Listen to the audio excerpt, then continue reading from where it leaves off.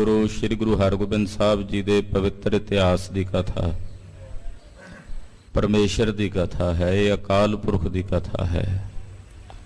अकाल पुरख ने 6वां जामा धारण किया, संसार विच वरतदियां जो चोज कीते, कौतक कीते, जंग युद्ध लड़े, अपने प्यारियां दा पार उतारा कीता।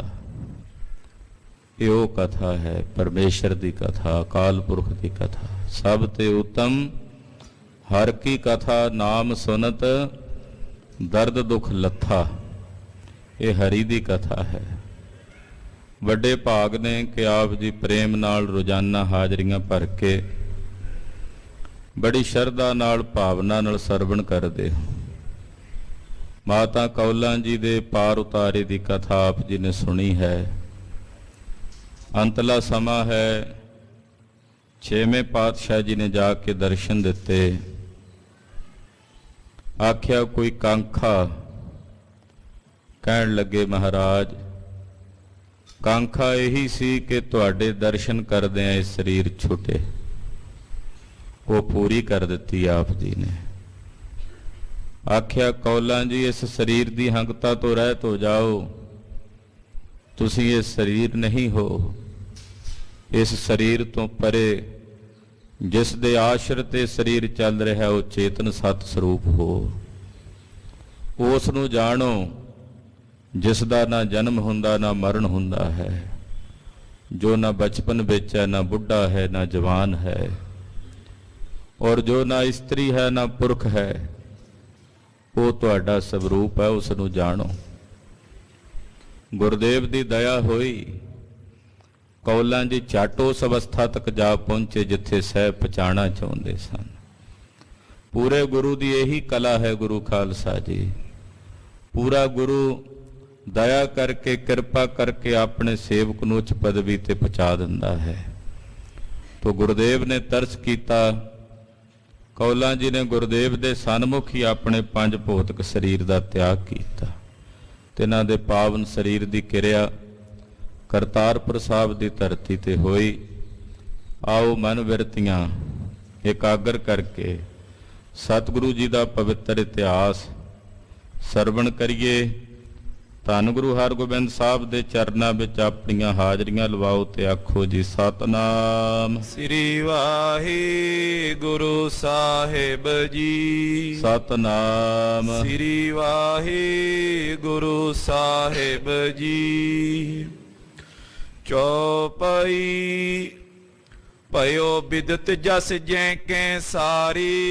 सारे जगत विच सतगुरु जी का जस, सतगुरां की वडियाई उजागर होई। घर घर विच धन गुरु हरगोबिंद साहब जी की शोभा हो रही है। अरे आज को शाह अगारी। कौन है ऐसा बली जिहड़ा अज दे इस समय विच बादशाह शाहजहान दे सामने अड़ सके। ये गल्लां चलदियां ने कि बादशाह वो जिहदा सिक्का चल रहा, जिहदा राज चल रहा अफगानिस्तान तक, जिस दे राज दीयां हद्दां ने, उस बादशाह शाहजहान दे सामने अज दे इस समय च कौन अड़ सकदा है। बिना मवास गिरन की थान। कहंदे बिना मवास आकी होए जां पहाड़ां वाली थां ते अटके कौन प्राण दे आन। कहंदे वड्डे वड्डे किलियां वाले नहीं अड़ सकदे, ਜਿਹੜੇ ਆ ਪਹਾੜਾਂ ਵਿੱਚ ਰਹਿੰਦੇ ਆ ਉਹ ਨਹੀਂ ਅੜ ਸਕਦੇ, ਤੇ ਜਿਨ੍ਹਾਂ ਕੋਲ ਬੜੇ ਬੜੇ ਵੱਡੇ ਲਸ਼ਕਰ ਨੇ ਉਹ ਨਹੀਂ ਅੜ ਸਕਦੇ। ਪਰ ਕਮਾਲ ਦੀ ਬਾਤ ਹੈ ਕਿ ਸ੍ਰੀ ਗੁਰੂ ਹਰਗੋਬਿੰਦ ਸਾਹਿਬ ਕੇਵਲ ਮੁੱਠੀ ਭਰ ਸੈਨਾ ਆਪਣੇ ਨਾਲ ਲੈ ਕੇ, ਸਿਪਾਹੀ ਲੈ ਕੇ, ਕੋਈ ਕਿਲਾ ਨਹੀਂ, ਕੋਈ ਪਹਾੜੀ ਇਲਾਕਾ ਨਹੀਂ ਸੀ, ਸਮਤਲ ਮੈਦਾਨੀ ਇਲਾਕਾ ਹੈ। और उस जगह के उत्ते बादशाह शाहजहान दियां फौजां का कला मुकाबला ही नहीं किया। 7000 फौज मार के मिट्टी च गर्क कर दी है। ये चोज, ये बल केवल श्री गुरु हरगोबिंद साहब ही कर सकते सी, उन्हां तो बिना कोई दूजा नहीं नजर आउंदा। हाँ जी। लापुर सुधा सरोवर नीरी। फिर लाहौर शहर किन्नी कु दूर है अमृतसर साहब तो? ਬਿਲਕੁਲ ਨੇੜੇ ਹੈ, ਨਜ਼ਦੀਕ ਹੈ। ਤੈ ਰਹਿ ਕੀਓ ਮੈਦ ਪਟ ਪੀਰੀ। ਕਹਿੰਦੇ ਬਿਲਕੁਲ ਨੇੜੇ, ਲਾਹੌਰ ਸ਼ਹਿਰ ਦੀਆਂ ਜੜ੍ਹਾਂ ਵਿੱਚ ਹੀ ਸ੍ਰੀ ਅੰਮ੍ਰਿਤਸਰ ਸਾਹਿਬ ਬਿਲਕੁਲ ਲਾਗੇ ਹੈ, ਤੇ ਉੱਥੇ ਰਹਿ ਕੇ ਸੂਰਮਿਆਂ ਦਾ, ਬਾਦਸ਼ਾਹ ਦੀਆਂ ਫੌਜਾਂ ਦਾ ਮੁਕਾਬਲਾ ਕੀਤਾ, ਜੰਗ ਲੜਿਆ। ਰਣ ਮੈਂ ਹੀਰ ਹੀਰ ਉਮਰਾਵਨ। ਜੰਗ ਦੇ ਮੈਦਾਨ ਵਿੱਚ ਵੇਖ ਵੇਖ ਕੇ ਜਿਹੜੇ ਉਮਰਾਵ ਸਨ ਬਾਦਸ਼ਾਹ ਦੇ, ਜੀ ਸਰਦਾਰ ਕਰੇ ਸਭ ਕਾਵਨ। ਜਿਹੜੇ ਵੱਡੇ ਵੱਡੇ ਸਰਦਾਰ ਤੇ ਸਿਪਾਹ ਸਲਾਰ ਕਹਾਉਂਦੇ ਸਨ, ਸਤਿਗੁਰੂ ਛੇਵੇਂ ਪਾਤਸ਼ਾਹ ਨੇ ਚੁਣ ਚੁਣ ਕੇ ਰਣ ਭੂਮੀ 'ਚ ਸਾਰੇ ਮਾਰ ਮੁਕਾਏ ਨੇ। ਜਿਨ ਕੋ ਬਲ ਪਿਕ ਠਟਕੇ ਓ ਸ਼ਾਹੂ। ਕਹਿੰਦੇ ਇੰਨਾ ਬਲ ਹੈ ਵੀ ਬਾਦਸ਼ਾਹ ਨੇ ਮੁੜ ਕੇ ਹਿੰਮਤ ਨਹੀਂ ਕੀਤੀ ਵੀ ਦੁਬਾਰਾ ਫੌਜ ਭੇਜਣ। ਬਾਦਸ਼ਾਹ ਨੇ ਮੁੜ ਕੇ ਹਿੰਮਤ ਨਹੀਂ ਕੀਤੀ, ਹਿੰਮਤ ਨਹੀਂ ਕੀਤੀ, ਉਹਦੇ ਹੌਸਲਾ ਹੀ ਨਹੀਂ ਪਿਆ। ਵੇਖੋ ਸਤਿਗੁਰਾਂ ਦਾ ਪ੍ਰਤਾਪ, ਮਹਾਰਾਜ ਜੀ ਦਾ ਬਲ ਕਿੰਨਾ, ਕਿ ਬਾਦਸ਼ਾਹ ਨੇ ਮੁੜ ਕੇ ਹਿੰਮਤ ਨਹੀਂ ਕੀਤੀ ਸਤਿਗੁਰਾਂ ਦੇ ਵੱਲ ਫੌਜ ਭੇਜਣ ਦੀ। ਠਟਕ ਗਿਆ ਮੁੜ ਕੇ ਕਿ ਮੈਂ ਗੁਰੂ ਹਰਗੋਬਿੰਦ ਸਾਹਿਬ ਜੀ ਦੇ ਨਾਲ ਨਹੀਂ ਲੜ ਸਕਦਾ।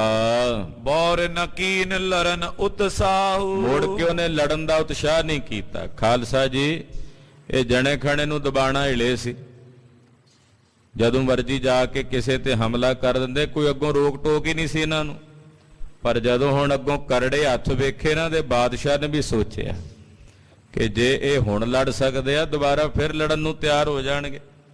ਮੇਰਾ ਰਾਜ ਭਾਗ ਹੀ ਫਤੂਰ ਪੈ ਕੇ ਖਤਮ ਹੋਵੇਗਾ, ਇਹਨਾਂ ਨੂੰ ਵੇਖ ਕੇ ਕੱਲ ਨੂੰ ਹੋਰ ਬਾਗੀ ਪੈਦਾ ਹੋਣਗੇ, ਉਹ ਲੜਨਗੇ। ਤੋ ਬਾਦਸ਼ਾਹ ਨੇ ਤਾਂ ਨੀਤੀ ਵਿਚਾਰੀ, ਉਹਨਾਂ ਆਖਿਆ ਹੁਣ ਚੰਗਾ ਨਹੀਂ, ਯੋਗ ਨਹੀਂ ਕਿ ਮੈਂ ਇਹਨਾਂ ਨਾਲ ਜੰਗ ਕਰਾਂ, ਇਹਨਾਂ ਨਾਲ ਲੜਾਈ ਕਰਾਂ। ਉਹ ਠਟਕ ਗਿਆ, ਮੁੜ ਕੇ ਉਹਨੇ ਹਿੰਮਤ ਨਹੀਂ ਕੀਤੀ। ਇਸ ਬਿਦ ਕੋ ਜੋਦਾ ਇਸ ਕਾਲਾ। ਕਹਿੰਦੇ ਇਹੋ ਜਿਹਾ ਯੋਧਾ, ਧੰਨ ਗੁਰੂ ਹਰਗੋਬਿੰਦ ਸਾਹਿਬ ਜੈਸਾ ਸੂਰਬੀਰ ਬਹਾਦਰ ਯੋਧਾ ਅੱਜ ਦੇ ਇਸ ਸਮੇਂ ਵਿੱਚ ਨੈ ਮੈਂ ਮੰਡਲ ਮੈਂ ਬਲ ਵਾਲਾ। ਕਹਿੰਦੇ ਪੂਰੀ ਮੈਂ ਮੰਡਲ ਧਰਤੀ ਤੇ ਨਹੀਂ ਹੈ ਜਿਹੋ ਜੇ ਬਲ ਵਾਲੇ ਧੰਨ ਗੁਰੂ ਹਰਗੋਬਿੰਦ ਸਾਹਿਬ ਨੇ। ਇਹਨਾਂ ਜੈਸਾ ਬਲਵਾਨ, ਇਹਨਾਂ ਜੈਸਾ ਸੂਰਮਾ, ਇਹਨਾਂ ਜੈਸਾ ਯੋਧਾ ਇਸ ਵਕਤ ਕੋਈ ਦੂਜਾ ਨਹੀਂ ਹੈ। ਸਕਲ ਦੇਸ਼ ਪਾਤਸ਼ਾਹ ਮਹਾਨਾ। ਸਾਰੇ ਦੇਸ਼ ਦਾ ਬਾਦਸ਼ਾਹ ਹੈ ਸ਼ਾਹਜਹਾਨ। ਤਿਸ ਕੋ ਤਰਾਸ ਨੈਕ ਨੇ ਮਾਨਾ। ਵੇਖੋ ਉਹਦਾ ਵੀ ਡਰ ਨਹੀਂ ਮੰਨਿਆ ਇਹਨਾਂ ਨੇ, ਉਹਦਾ ਵੀ ਭੈ ਨਹੀਂ ਮੰਨਿਆ। ਭੈ ਮੰਨਣ ਕਿਹਦਾ? ਸਭ ਤੋਂ ਵੱਡੇ ਜੋ ਆਪ ਨੇ, ਜਿਹੜੇ ਆਪ ਸਭ ਤੋਂ ਵੱਡੇ ਨੇ, ਉਹਨਾਂ ਤੋਂ ਵੱਡਾ ਕੋਈ ਦੂਜਾ ਹੈ ਹੀ ਨਹੀਂ, ਤੇ ਭੈ ਕਿਹਦਾ ਮੰਨਣ? ਆਪਣੇ ਤੋਂ ਵੱਡੇ ਦਾ, ਆਪਣੇ ਤੋਂ ਵੱਧ ਤਾਕਤਵਰ ਦਾ, ਆਪਣੇ ਤੋਂ ਵੱਧ ਬਲਵਾਨ ਦਾ ਭੈ ਹੁੰਦਾ ਨਾ। ਸਤਿਗੁਰਾਂ ਤੋਂ ਵੱਡਾ ਕੋਈ ਹੈ ਹੀ ਨਹੀਂ ਦੂਜਾ, ਭੈ ਕਿਹਦਾ ਮੰਨਣ? ਲੋਕ ਗੱਲਾਂ ਕਰਦੇ, ਕਹਿੰਦੇ ਵੇਖੋ ਬਾਦਸ਼ਾਹ ਦਾ ਭੈ ਨਹੀਂ ਮੰਨਿਆ, ਬਾਦਸ਼ਾਹ ਤੋਂ ਡਰੇ ਨਹੀਂ। ਅਤ ਲਸ਼ਕਰ ਕੋ ਧੂਰ ਮਿਲਾਇਓ। ਏਡਾ ਵੱਡਾ ਲਸ਼ਕਰ ਜੰਗ ਦੇ ਮੈਦਾਨ 'ਚ ਮਾਰ ਕੇ ਧੂੜੀ 'ਚ ਮਿਲਾ ਦਿੱਤਾ, ਮਿੱਟੀ 'ਚ ਗਰਕ ਕਰਕੇ ਰੱਖ ਦਿੱਤਾ ਛੇਵੇਂ ਪਾਤਸ਼ਾਹ ਨੇ। ਨਿਰਪੈ ਬਾਸ ਦੁਆਬੀ ਅਭਿਆਇਓ। ਤੇ ਹੁਣ ਨਿਰਪੈ ਹੋ ਕੇ, ਇਹ ਵੀ ਨਹੀਂ ਵੀ ਡਰ ਡਰਾ ਕੇ ਕਿਤੇ ਸੱਜੇ ਖੱਬੇ ਚਲੇ ਗਏ, ਹੁਣ ਕਿਤੇ ਜੰਗਲ 'ਚ ਜਾਂ ਕਿਤੇ ਉਜਾੜ ਵਿੱਚ ਲੁਕ ਗਏ, ਹੁਣ ਉਹ ਵੀ ਨਹੀਂ। ਕਹਿੰਦੇ ਐਨ ਦੁਆਬੇ ਦੀ ਧਰਤੀ, ਜਿਹੜਾ ਲਾਂਘਾ ਹੈ ਦਿੱਲੀ ਤੇ ਲਾਹੌਰ ਦਾ, ਉਸ ਲਾਂਘੇ ਤੇ ਵਸੇ ਨਗਰ ਦੇ ਵਿੱਚ ਆ ਕੇ ਨਿਡਰ ਹੋ ਕੇ ਬੈਠੇ ਨੇ, ਨਿਰਖੌਫ ਹੋ ਕੇ ਬੈਠੇ ਨੇ ਰੜੇ ਤੇ। ਇਹ ਨਹੀਂ ਵੀ ਕਿਤੇ ਜਾ ਕੇ ਕਿਲੇ ਚਾਕੀ ਹੋ ਗਏ, ਹੁਣ ਐਨ ਨਿਡਰ ਹੋ ਕੇ ਆਪਣੇ ਨਗਰ ਕਰਤਾਰਪੁਰ ਸਾਹਿਬ 'ਚ ਦੁਆਬੇ 'ਚ ਬੈਠੇ ਨੇ। ਇਮ ਜੈ ਕੇ ਪ੍ਰਗਟਾਈ ਪ੍ਰਸੰਗ। ਇਹ ਪ੍ਰਸੰਗ ਸਭ ਪਾਸੇ ਪ੍ਰਗਟ ਹੋ ਰਿਹਾ ਹੈ, ਇਹ ਗੱਲ ਘਰ ਘਰ 'ਚ ਚਰਚਾ ਚੱਲ ਰਹੀ ਹੈ। ਇਹ ਜਿੰਨੇ ਰਾਜਿਆਂ ਦੀਆਂ ਸਭਾ ਲੱਗਦੀਆਂ ਨੇ, ਉਹਨਾਂ ਦੀਆਂ ਸਫਾਵਾਂ ਵਿੱਚ ਵੀ ਇਹ ਗੱਲ ਹੁੰਦੀ। ਜਿਹੜੇ ਕੁਝ ਗੈਰਤ ਵਾਲੇ ਰਾਜੇ ਸਨ, ਉਹ ਸੋਚਦੇ ਨੇ ਐਸਾ ਹੋਣਾ ਚਾਹੀਦਾ ਸੀ, ਕਰਨਾ ਚਾਹੀਦਾ ਸੀ, ਇਹ ਤਾਂ ਸਾਨੂੰ ਕਰਨਾ ਚਾਹੀਦਾ ਸੀ। ਉਹ ਗੁਰੂ ਪੀਰ ਹੋ ਕੇ ਕਰ ਰਹੇ ਨੇ, ਇਸ ਗੱਲੋਂ ਬਹੁਤ ਹੈਰਾਨ ਹੋ ਰਹੇ ਨੇ ਸਭ। ਹਰ ਘਰ ਦੇ ਵਿੱਚ ਇਹ ਗੱਲ ਚੱਲ ਰਹੀ ਹੈ। ਸੁਜਸ ਕਰੇ ਜੋਦਾ ਬਲ ਅੰਗ। ਜਿਹੜੇ ਯੋਧੇ ਨੇ, ਸੂਰਮੇ ਨੇ, ਉਹ ਸੁਜਸ ਕਰਦੇ। ਕਹਿੰਦੇ ਕਮਾਲ ਦੀ ਬਾਤ ਹੈ, ਇਹੋ ਜਿਹੇ ਸੂਰਮੇ ਕੇਵਲ ਗੁਰੂ ਹਰਗੋਬਿੰਦ ਸਾਹਿਬ ਹੀ ਹੋ ਸਕਦੇ ਨੇ। ਭਾਰੀਆਂ ਬਾਹਾਂ ਦੇ ਬਲ ਵਾਲੇ ਹਨ। ਆਏ ਸੁਪਟ ਰਣ ਕੀ ਉਤਸਾਈ। ਹੁਣ ਉਹ ਸੂਰਮੇ ਜਿਹੜੇ ਵੇਖਦੇ ਸੀ ਵੀ ਕੋਈ ਇਹੋ ਜਿਹਾ ਦਲੇਰ ਯੋਧਾ ਹੋਵੇ ਜਿਹਦੇ ਨਾਲ ਅਸੀਂ ਜਾ ਕੇ ਜੰਗ ਦੇ ਮੈਦਾਨ 'ਚ ਲੜੀਏ, ਉਹ ਸੂਰਮੇ ਆਉਣ ਲੱਗ ਪਏ ਕਰਤਾਰਪੁਰ ਸਾਹਿਬ। ਮਹਾਰਾਜ ਜੀ ਦੀ ਫੌਜ ਵਿੱਚ ਆ ਕੇ ਭਰਤੀ ਹੋਣ ਲੱਗ ਪਏ। ਚਾਕਰ ਹੋਏ ਰਹਿਤ ਗੁਰ ਪਾਹੀ। ਮਹਾਰਾਜ ਜੀ ਕੋਲ ਆ ਕੇ ਚਾਕਰ ਬਣ ਕੇ ਰਹਿਣ ਲੱਗ ਪਏ। ਮਹਾਰਾਜ ਜੀ ਕੋਲ ਨੌਕਰੀ ਕਰਨ ਲੱਗ ਪਏ ਕਈ ਯੋਧੇ। ਕੋਈ ਤਨਖਾਹ ਲੈ ਕੇ ਕਰਦੇ, ਕੋਈ ਕਹਿੰਦੇ ਮਹਾਰਾਜ ਅਸੀਂ ਤਾਂ ਧਰਮ ਯੁੱਧ ਲੜਨਾ, ਸਾਡੇ ਤੇ ਤਾਂ ਕਿਰਪਾ ਕਰਿਓ ਵੀ ਸਾਨੂੰ ਸ਼ਹੀਦੀ ਦਾ ਰੁਤਬਾ ਪ੍ਰਾਪਤ ਹੋਵੇ। ਕੱਲੇ ਸ਼ਹੀਦ ਹੋਣ ਵਾਸਤੇ ਆਏ, ਰਣ ਭੂਮੀ ਵਿੱਚ ਲੜਨ ਵਾਸਤੇ ਆਏ। ਮਹਾਰਾਜ ਜੀ ਸਭ ਦਾ ਹੂਲੀਆ ਲਿਖਾਉਂਦੇ, ਉਹਨਾਂ ਦਾ ਚਿਹਰਾ ਮੋਹਰਾ ਲਿਖਿਆ ਜਾਂਦਾ, ਨਗਰ ਲਿਖਿਆ ਜਾਂਦਾ, ਕਿਉਂਕਿ ਭਰਤੀ ਹੋਣੀ ਆ ਨਾ। ਅੱਜ ਕੱਲ ਤਾਂ ਫੋਟੋਆਂ ਵਗੈਰਾ ਖਿੱਚਦੇ ਆ, ਉਦੋਂ ਹੂਲੀਆ ਲਿਖਦੇ ਸੀ, ਚਿਹਰਾ ਲਿਖਦੇ ਸੀ, ਰੰਗ ਲਿਖਦੇ ਸੀ, ਕੱਦ ਕਾਠ ਲਿਖਦੇ ਸੀ, ਤੇ ਨਗਰ ਲਿਖਣਾ ਵੀ ਕਿੱਥੋਂ ਦਾ ਰਹਿਣ ਵਾਲਾ, ਕਿੱਥੋਂ ਦਾ ਵਸਿੰਦਾ, ਮਾਂ ਬਾਪ ਪਿਓ ਦਾ ਕੀ ਨਾਂ ਆ। ਏਦਾਂ ਭਰਤੀ ਹੋਣ ਲੱਗੀ ਤੇ ਸਭ ਨੂੰ ਰੋਜ਼ੀਨਾ ਬੰਨ੍ਹ ਦਿੱਤਾ, ਕਿਸੇ ਨੂੰ ਕੁਝ ਪੈਸਿਆਂ ਦਾ, ਕਿਸੇ ਨੂੰ ਰੁਪਈਆਂ ਦਾ। ਏਦਾਂ ਸਾਰਿਆਂ ਨੂੰ ਦਰਜਾ ਬਦਰਜਾ ਮਹਾਰਾਜ ਜੀ ਨੇ ਸਨਮਾਨ ਦਿੱਤਾ। ਸ਼ਸਤਰਨ ਕੀ ਵਿਦਿਆ ਨਿਤ ਹੋਵੇ। ਨਿਤਾ ਪ੍ਰਤੀ ਸਤਿਗੁਰੂ ਜੀ ਦੇ ਪਾਸ ਸ਼ਸਤਰ ਵਿਦਿਆ ਦਾ ਅਭਿਆਸ ਹੁੰਦਾ ਹੈ। ਮਹਾਰਾਜ ਜੀ ਖੁਦ ਆਪ ਸ਼ਸਤਰ ਵਿਦਿਆ ਦਾ ਅਭਿਆਸ ਕਰਦੇ ਤੇ ਕਰਾਉਂਦੇ ਹੈ। ਕੋਲ ਬੈਠ ਕੇ ਸ਼ਸਤਰ ਵਿਦਿਆ ਦਾ ਅਭਿਆਸ ਕਰਦੇ ਨੇ, ਨਾਲੇ ਕਰਾਉਂਦੇ ਹੈ। ਕਿਉਂਕਿ ਖਾਲਸਾ ਜੀ ਵਿਦਿਆ ਅਭਿਆਸ ਨਾਲ ਹੀ ਰਹਿੰਦੀ ਹੈ। ਜੇ ਅਭਿਆਸ ਨਾ ਹੋਵੇ ਤੇ ਫਿਰ ਵਿਦਿਆ ਬਿਖ ਬਣ ਜਾਂਦੀ ਹੈ। ਮਹਾਂਪੁਰਖਾਂ ਦੇ ਬਚਨ ਨੇ, ਬਿਖ ਵਿਦਿਆ ਅਭਿਆਸ ਬਿਨ ਭੋਜਨ ਗਰਲ ਅਗਾਹੇ। ਅਭਿਆਸ ਤੋਂ ਬਿਨਾ ਕੋਈ ਵੀ ਵਿਦਿਆ ਹੈ ਉਹ ਜ਼ਹਿਰ ਬਣ ਜਾਂਦੀ ਹੈ। ਜਿਵੇਂ ਰੱਜਿਆ ਹੋਵੇ ਬੰਦਾ, ਉੱਤੋਂ ਹੋਰ ਰੋਟੀ ਖਾ ਲਵੇ, ਉਹ ਜ਼ਹਿਰ ਬਣ ਜਾਂਦਾ ਨਾ ਅੰਦਰ। ਏਦਾਂ ਅਭਿਆਸ ਤੋਂ ਬਿਨਾ ਕੋਈ ਵੀ ਵਿਦਿਆ ਦਾ ਤੁਸੀਂ ਕੰਮ, ਕੋਈ ਵੀ ਕੰਮ ਕਰ ਦਿਓ, ਕਿਰਤ ਵਿਰਤ ਕਰ ਦਿਓ, ਕੋਈ ਵੀ ਕਾਰ ਵਿਹਾਰ ਕਰ ਦਿਓ, ਛੱਡ ਦਿਓ। 10 ਦਿਨ 20 ਦਿਨ ਮਹੀਨਾ 6 ਮਹੀਨੇ, ਆਖਰਕਾਰ 6-7 ਮਹੀਨਿਆਂ ਬਾਅਦ ਜਦੋਂ ਤੁਸੀਂ ਦੁਬਾਰਾ ਉਹ ਕੰਮ ਕਰਨ ਲੱਗੋਗੇ, ਤੁਹਾਨੂੰ ਲੱਗੇਗਾ ਵੀ ਕੁਝ ਨਾ ਕੁਝ ਅਭਿਆਸ ਵਿੱਚ ਕਮੀ ਹੈ। 6 ਮਹੀਨੇ ਤੁਸੀਂ ਬਾਹਰ ਚਲੇ ਜਾਓ, ਆ ਕੇ ਇੱਥੇ ਇੰਡੀਆ 'ਚ ਗੱਡੀ ਵੀ ਚਲਾਓ ਤੇ ਓਪਰੀ ਓਪਰੀ ਪ੍ਰਤੀਤ ਹੁੰਦੀ, ਡਰ ਜਿਹਾ ਲੱਗਦਾ। ਸੋ ਕਹਿਣ ਤੋਂ ਭਾਵ ਕਿ ਵਿਦਿਆ ਤਾਂ ਅਭਿਆਸ ਨਾਲ ਹੀ ਹੈ ਨਾ, ਤੇ ਸ਼ਸਤਰਾਂ ਦੀ ਵਿਦਿਆ ਦਾ ਵੀ ਅਭਿਆਸ ਹੈ, ਜਿਹੜਾ ਹੁਣ ਅਸੀਂ ਛੱਡੀ ਬੈਠੇ ਹਾਂ ਸਮੇਤ ਮੇਰੇ। ਕਦੇ ਕਦਾਏ ਕਿਤੇ ਜੇ ਖੇਡਣਾ ਪਵੇ ਸ਼ਸਤਰ ਵਿਦਿਆ ਤੇ ਸਾਹ ਚੜ ਜਾਂਦਾ। ਕਿਉਂ? ਅਭਿਆਸ ਨਹੀਂ ਰਿਹਾ। ਅਸੀਂ ਅਭਿਆਸ ਕਰਦੇ ਨਹੀਂ ਹਾਂ ਸ਼ਸਤਰ ਵਿਦਿਆ ਦਾ। ਤੋ ਸ਼ਸਤਰ ਵਿਦਿਆ ਦਾ ਵੀ ਅਭਿਆਸ ਹੋਣਾ ਚਾਹੀਦਾ। ਸਤਿਗੁਰੂ 6ਵੇਂ ਪਾਤਸ਼ਾਹ ਆਪ ਸ਼ਸਤਰ ਵਿਦਿਆ ਨਾਲੇ ਸਿਖਾਉਂਦੇ, ਨਾਲੇ ਅਭਿਆਸ ਕਰਾਉਂਦੇ। ਕੱਲਾ ਕੱਲਾ ਹਥਿਆਰ ਕਿਹੜਾ ਕਿਵੇਂ ਚਲਾਉਣਾ, ਤੀਰ ਅੰਦਾਜ਼ੀ ਕਿਵੇਂ ਵਿਦਿਆ ਦੀ, ਗੋਲੀ ਕਿਵੇਂ ਚਲਾਉਣੀ, ਨਿਸ਼ਾਨਾ ਕਿਵੇਂ ਸੇਧਣਾ, ਨੇਜਾ ਕਿਵੇਂ ਚਲਾਉਣਾ, ਉਹਦੇ ਵਾਰ ਕੀ ਨੇ, ਤਲਵਾਰ ਦੇ ਵਾਰ ਕੀ ਨੇ, ਢਾਲ ਦੇ ਨਾਲ ਕਿਵੇਂ ਦੁਸ਼ਮਣ ਦਾ ਹਮਲਾ ਰੋਕਣਾ, ਪੈਰਾਂ ਦੇ ਉੱਤੇ ਕਿਵੇਂ ਵਧਣਾ। ਪੈਂਤਰੇ ਕਈ ਤਰ੍ਹਾਂ ਦੇ ਵਿਦਵਾਨ ਦੱਸਦੇ ਆ, ਤੇ ਉਹ ਕਈ ਤਰ੍ਹਾਂ ਦੇ ਪੈਂਤਰਿਆਂ ਦੀ ਖੇਡ ਉਹ ਮਹਾਰਾਜ ਜੀ ਆਪਣੇ ਯੋਧਿਆਂ ਨੂੰ ਦੱਸਦੇ ਹਨ। ਕਰੇ ਪਰਸਪਰ ਵੱਧ ਘਟ ਜੋਵੇ। ਔਰ ਆਪਸ ਦੇ ਵਿੱਚ ਮਹਾਰਾਜ ਜੀ ਦੀ ਯੋਧਿਆਂ ਦੀ ਆਪਸੀ ਫਿਰ ਸ਼ਸਤਰ ਵਿਦਿਆ ਦਾ ਅਭਿਆਸ ਤੇ ਆਪਸ ਖੇਡ ਕੇ ਹੋਣਾ ਨਾ, ਉਹ ਖੇਡਦੇ ਆ, ਫਿਰ ਵੇਖਦੇ ਆ ਵੀ ਕਿਹੜਾ ਵੱਧ ਖੇਡਦਾ ਤੇ ਕਿਹੜਾ ਘੱਟ ਖੇਡਦਾ। ਇਹ ਵੀ ਪਰਖ ਹੁੰਦੀ ਹੈ ਵੀ ਕਿਹਨੂੰ ਵੱਧ ਵਿਦਿਆ ਆਉਂਦੀ ਹੈ, ਕਿਹਨੂੰ ਘੱਟ ਆਉਂਦੀ। ਜਿਹਨੂੰ ਘੱਟ ਆਉਂਦੀ ਫਿਰ ਉਹ ਵੀ ਅਭਿਆਸ ਕਰਦਾ ਵੀ ਮੈਂ ਵੀ ਇਹਦੇ ਬਰਾਬਰ ਹੋ ਜਾ। ਏਦਾਂ ਵੇਖਾ ਵੇਖੀ ਫਿਰ ਅੱਗੇ ਵਿਦਿਆ ਦਾ ਅਭਿਆਸ ਵੱਧਦਾ ਹੈ। ਚਲੇ ਤੁਫੰਗ ਕਹਿ ਤੋ ਮਰ ਗਏ।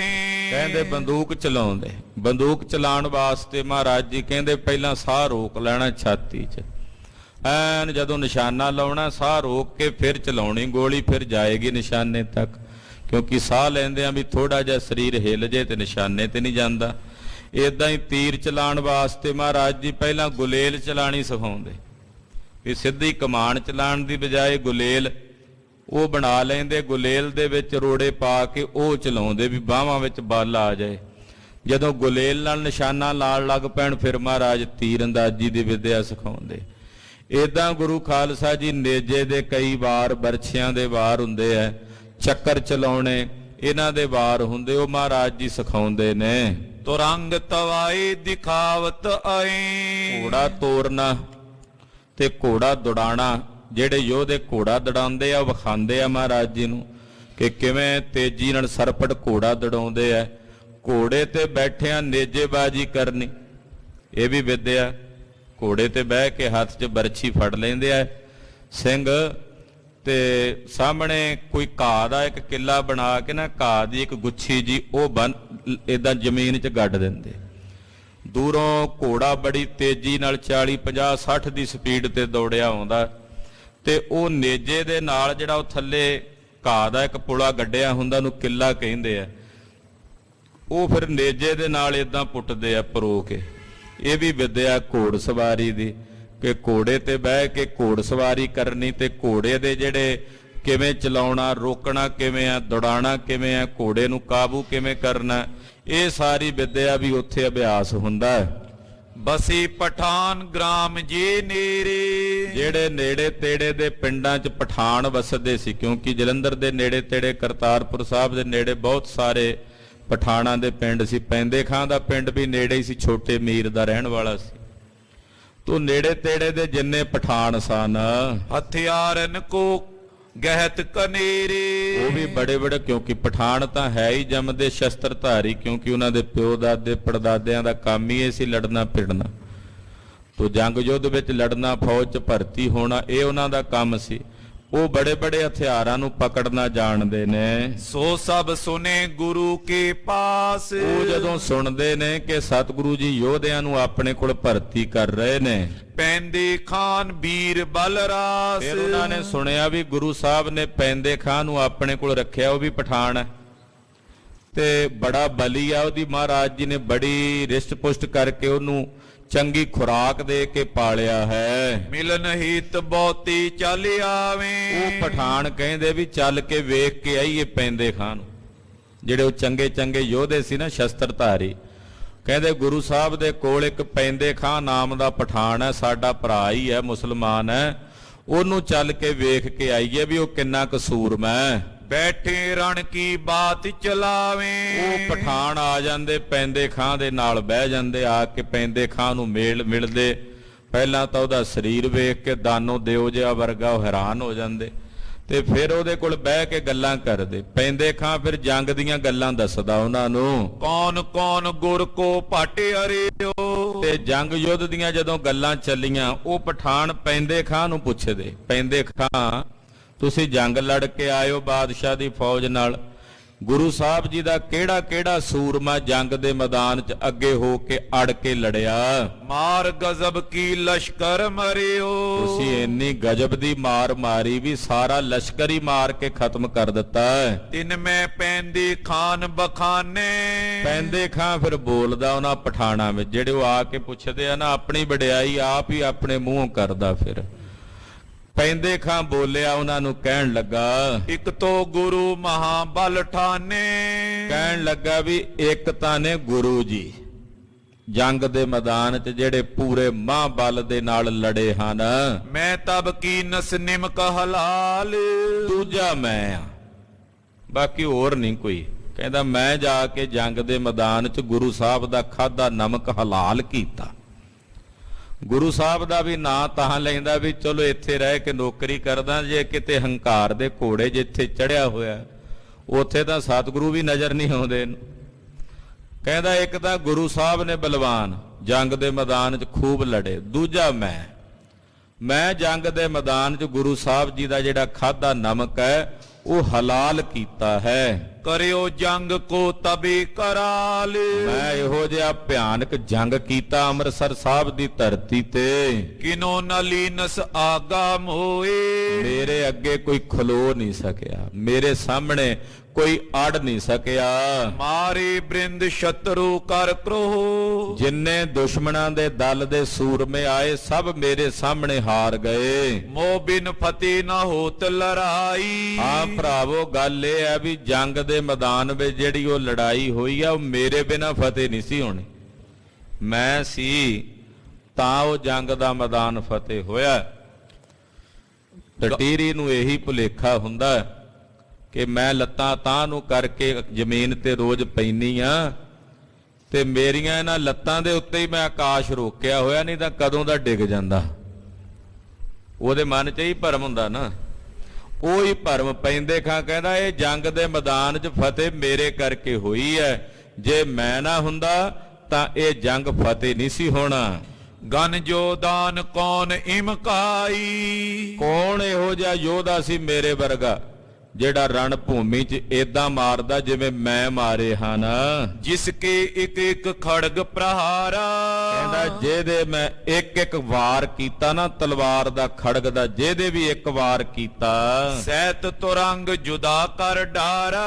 ਮੈਂ ਘੋੜਿਆਂ ਸਮੇਤ ਉਹਨਾਂ ਦੇ ਤਨ ਜੁਦਾ ਕਰ ਦਿੱਤੇ, ਘੋੜਿਆਂ ਸਮੇਤ ਵੱਢ ਕੇ ਡੱਕਰੇ ਕਰ ਦਿੱਤੇ। ਕਿਸ ਕੋ ਦੀਨ ਧਕੇਲਾ ਮਾਰਿਓ। ਕਿਸੇ ਨੂੰ ਤਾਂ ਮੈਂ ਧੱਕਾ ਮਾਰਿਆ ਤੇ ਧੱਕਾ ਮਾਰ ਕੇ ਇਹੋ ਜਿਹਾ ਧੱਕਾ ਮਾਰਿਆ ਵੀ ਜ਼ਮੀਨ ਤੇ ਡਿੱਗਦਿਆਂ ਉਹ ਮਰ ਗਿਆ।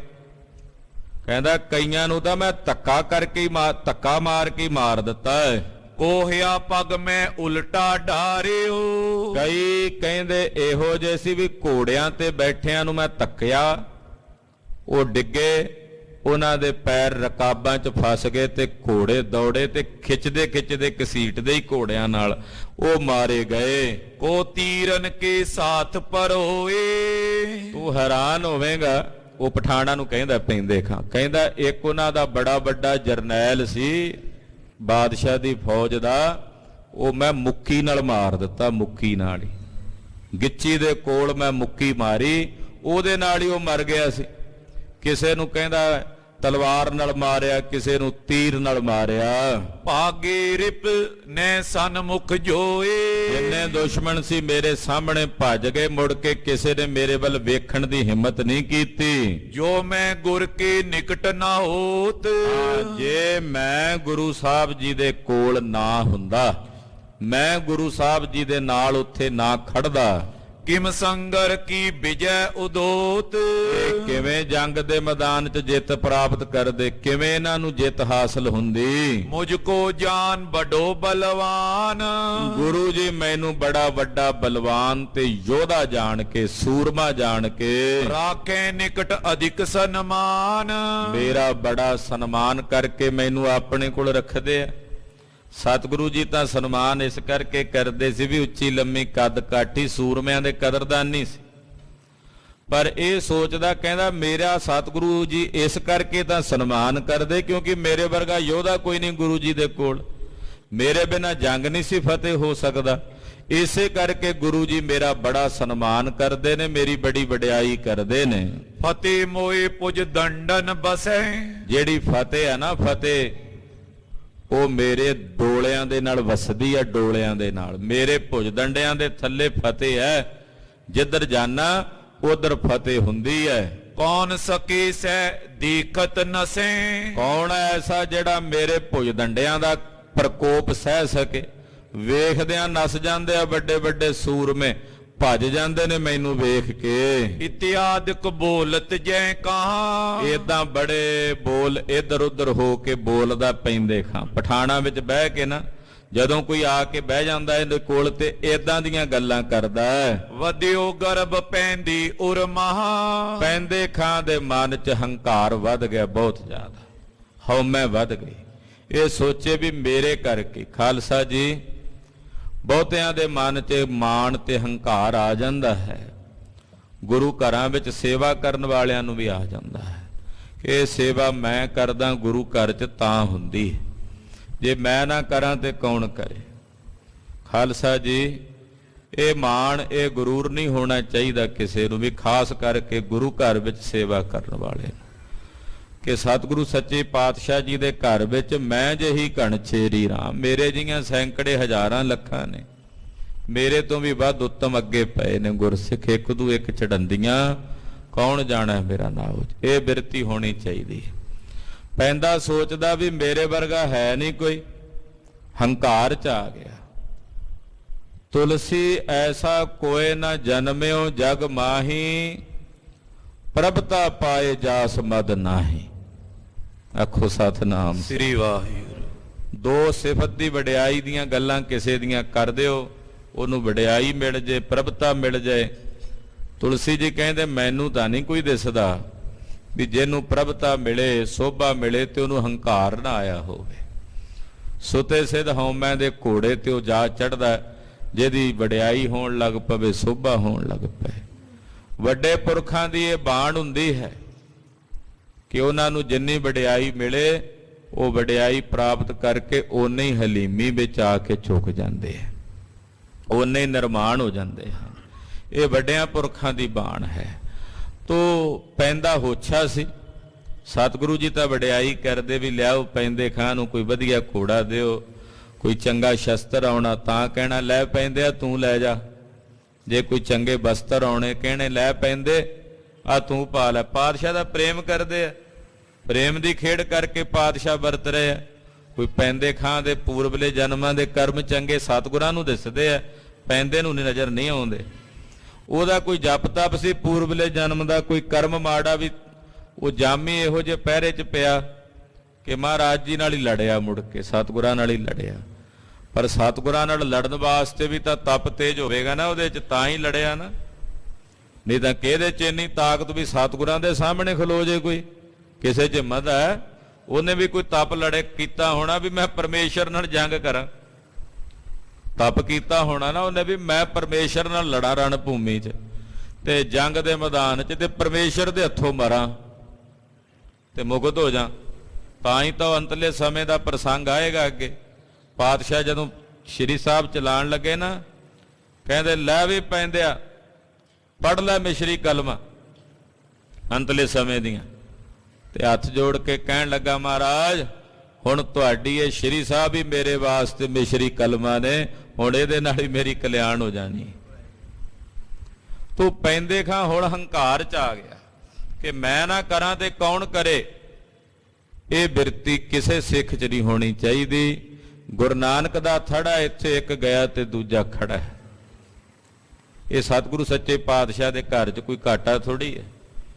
ਪੈਂਦਾ ਕਹਿੰਦਾ ਮੇਰੇ ਕਰਕੇ ਹੀ ਜੰਗ ਜਿੱਤਿਆ ਗਿਆ। ਸਤਿਗੁਰ ਜਾਣਿਓ ਭਾ ਮਤਹੀਨਾ, ਜਾਣੀ ਜਾਣ ਗਏ ਕਿ ਪੈਂਦੇ ਖਾਂ ਦੀ ਮੱਤ ਤੇ ਪਰਦਾ ਪੈ ਗਿਆ, ਇਹਦੇ ਅੰਦਰ ਭਰਮ ਆ ਗਿਆ, ਇਹਦੇ ਅੰਦਰ ਹੰਕਾਰ ਆ ਗਿਆ। ਜਰੇ ਬੜਾਈ ਨੇ ਮਨ ਪੀਨਾ, ਇਹਦਾ ਮਨ ਹੰਕਾਰ ਵਿੱਚ ਇੰਨਾ ਸਥੂਲ ਹੋ ਗਿਆ ਵੀ ਵਡਿਆਈ ਇਹਦੇ ਕੋਲੋਂ ਜਰੀ ਨਹੀਂ ਜਾ ਰਹੀ। ਨੈ ਗੰਭੀਰ ਧੀਰ ਮਨ ਮਾਨੀ, ਔਰ ਇਹਨੇ ਗੰਭੀਰਤਾ ਸਹਿਤ ਉਸ ਵਡਿਆਈ ਨੂੰ ਆਪਣੇ ਹਿਰਦੇ 'ਚ ਬਰਦਾਸ਼ਤ ਨਹੀਂ ਕੀਤਾ। ਹੋਏ ਫਲ ਬੁਰੋ ਪਰੇ ਅਸ ਜਾਨੀ, ਇਹਦਾ ਫਲ ਇਹਨੂੰ ਬੁਰਾ ਮਿਲੇਗਾ, ਇਹ ਮਹਾਰਾਜ ਜੀ ਜਾਣ ਗਏ। ਨਾਮ ਮੀਰ ਛੋਟਾ 1 ਗ੍ਰਾਮ, ਲਾਗੇ ਇੱਕ ਪਿੰਡ ਸੀ ਜਿਹਦਾ ਨਾਮ ਸੀ ਛੋਟੇ ਮੀਰ।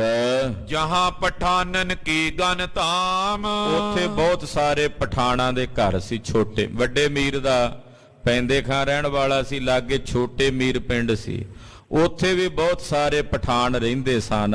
ਤੈਤੇ ਆਈ ਤਬੇ ਸਗਾਈ, ਉੱਥੋਂ ਪੈਂਦੇ ਖਾਂ ਵਾਸਤੇ ਰਿਸ਼ਤਾ ਆਇਆ ਉਸ ਪਿੰਡ ਦਾ। ਪਠਾਣਾਂ ਦੀ ਕੋਈ ਪਠਾਣਾਂ ਦੀ ਲੜਕੀ ਸੀ। ਉਹਨਾਂ ਨੇ ਪੈਂਦੇ ਖਾਂ ਨੂੰ ਵੇਖਿਆ ਵੀ ਬੜਾ ਸੂਰਮਾ ਤੇ ਗੁਰੂ ਸਾਹਿਬ ਨੇ ਆਪਣੇ ਕੋਲੇ ਨੂੰ ਰੱਖਿਆ, ਮਾਇਆ ਵੀ ਇਹਨੂੰ ਖੁੱਲੀ ਮਿਲਦੀ ਹੈ, ਤੇ ਕਿਸੇ ਚੰਗੇ ਪਠਾਨ ਦੀ ਲੜਕੀ ਦਾ ਰਿਸ਼ਤਾ ਪੈਂਦੇ ਖਾਂ ਨੂੰ ਆ ਗਿਆ।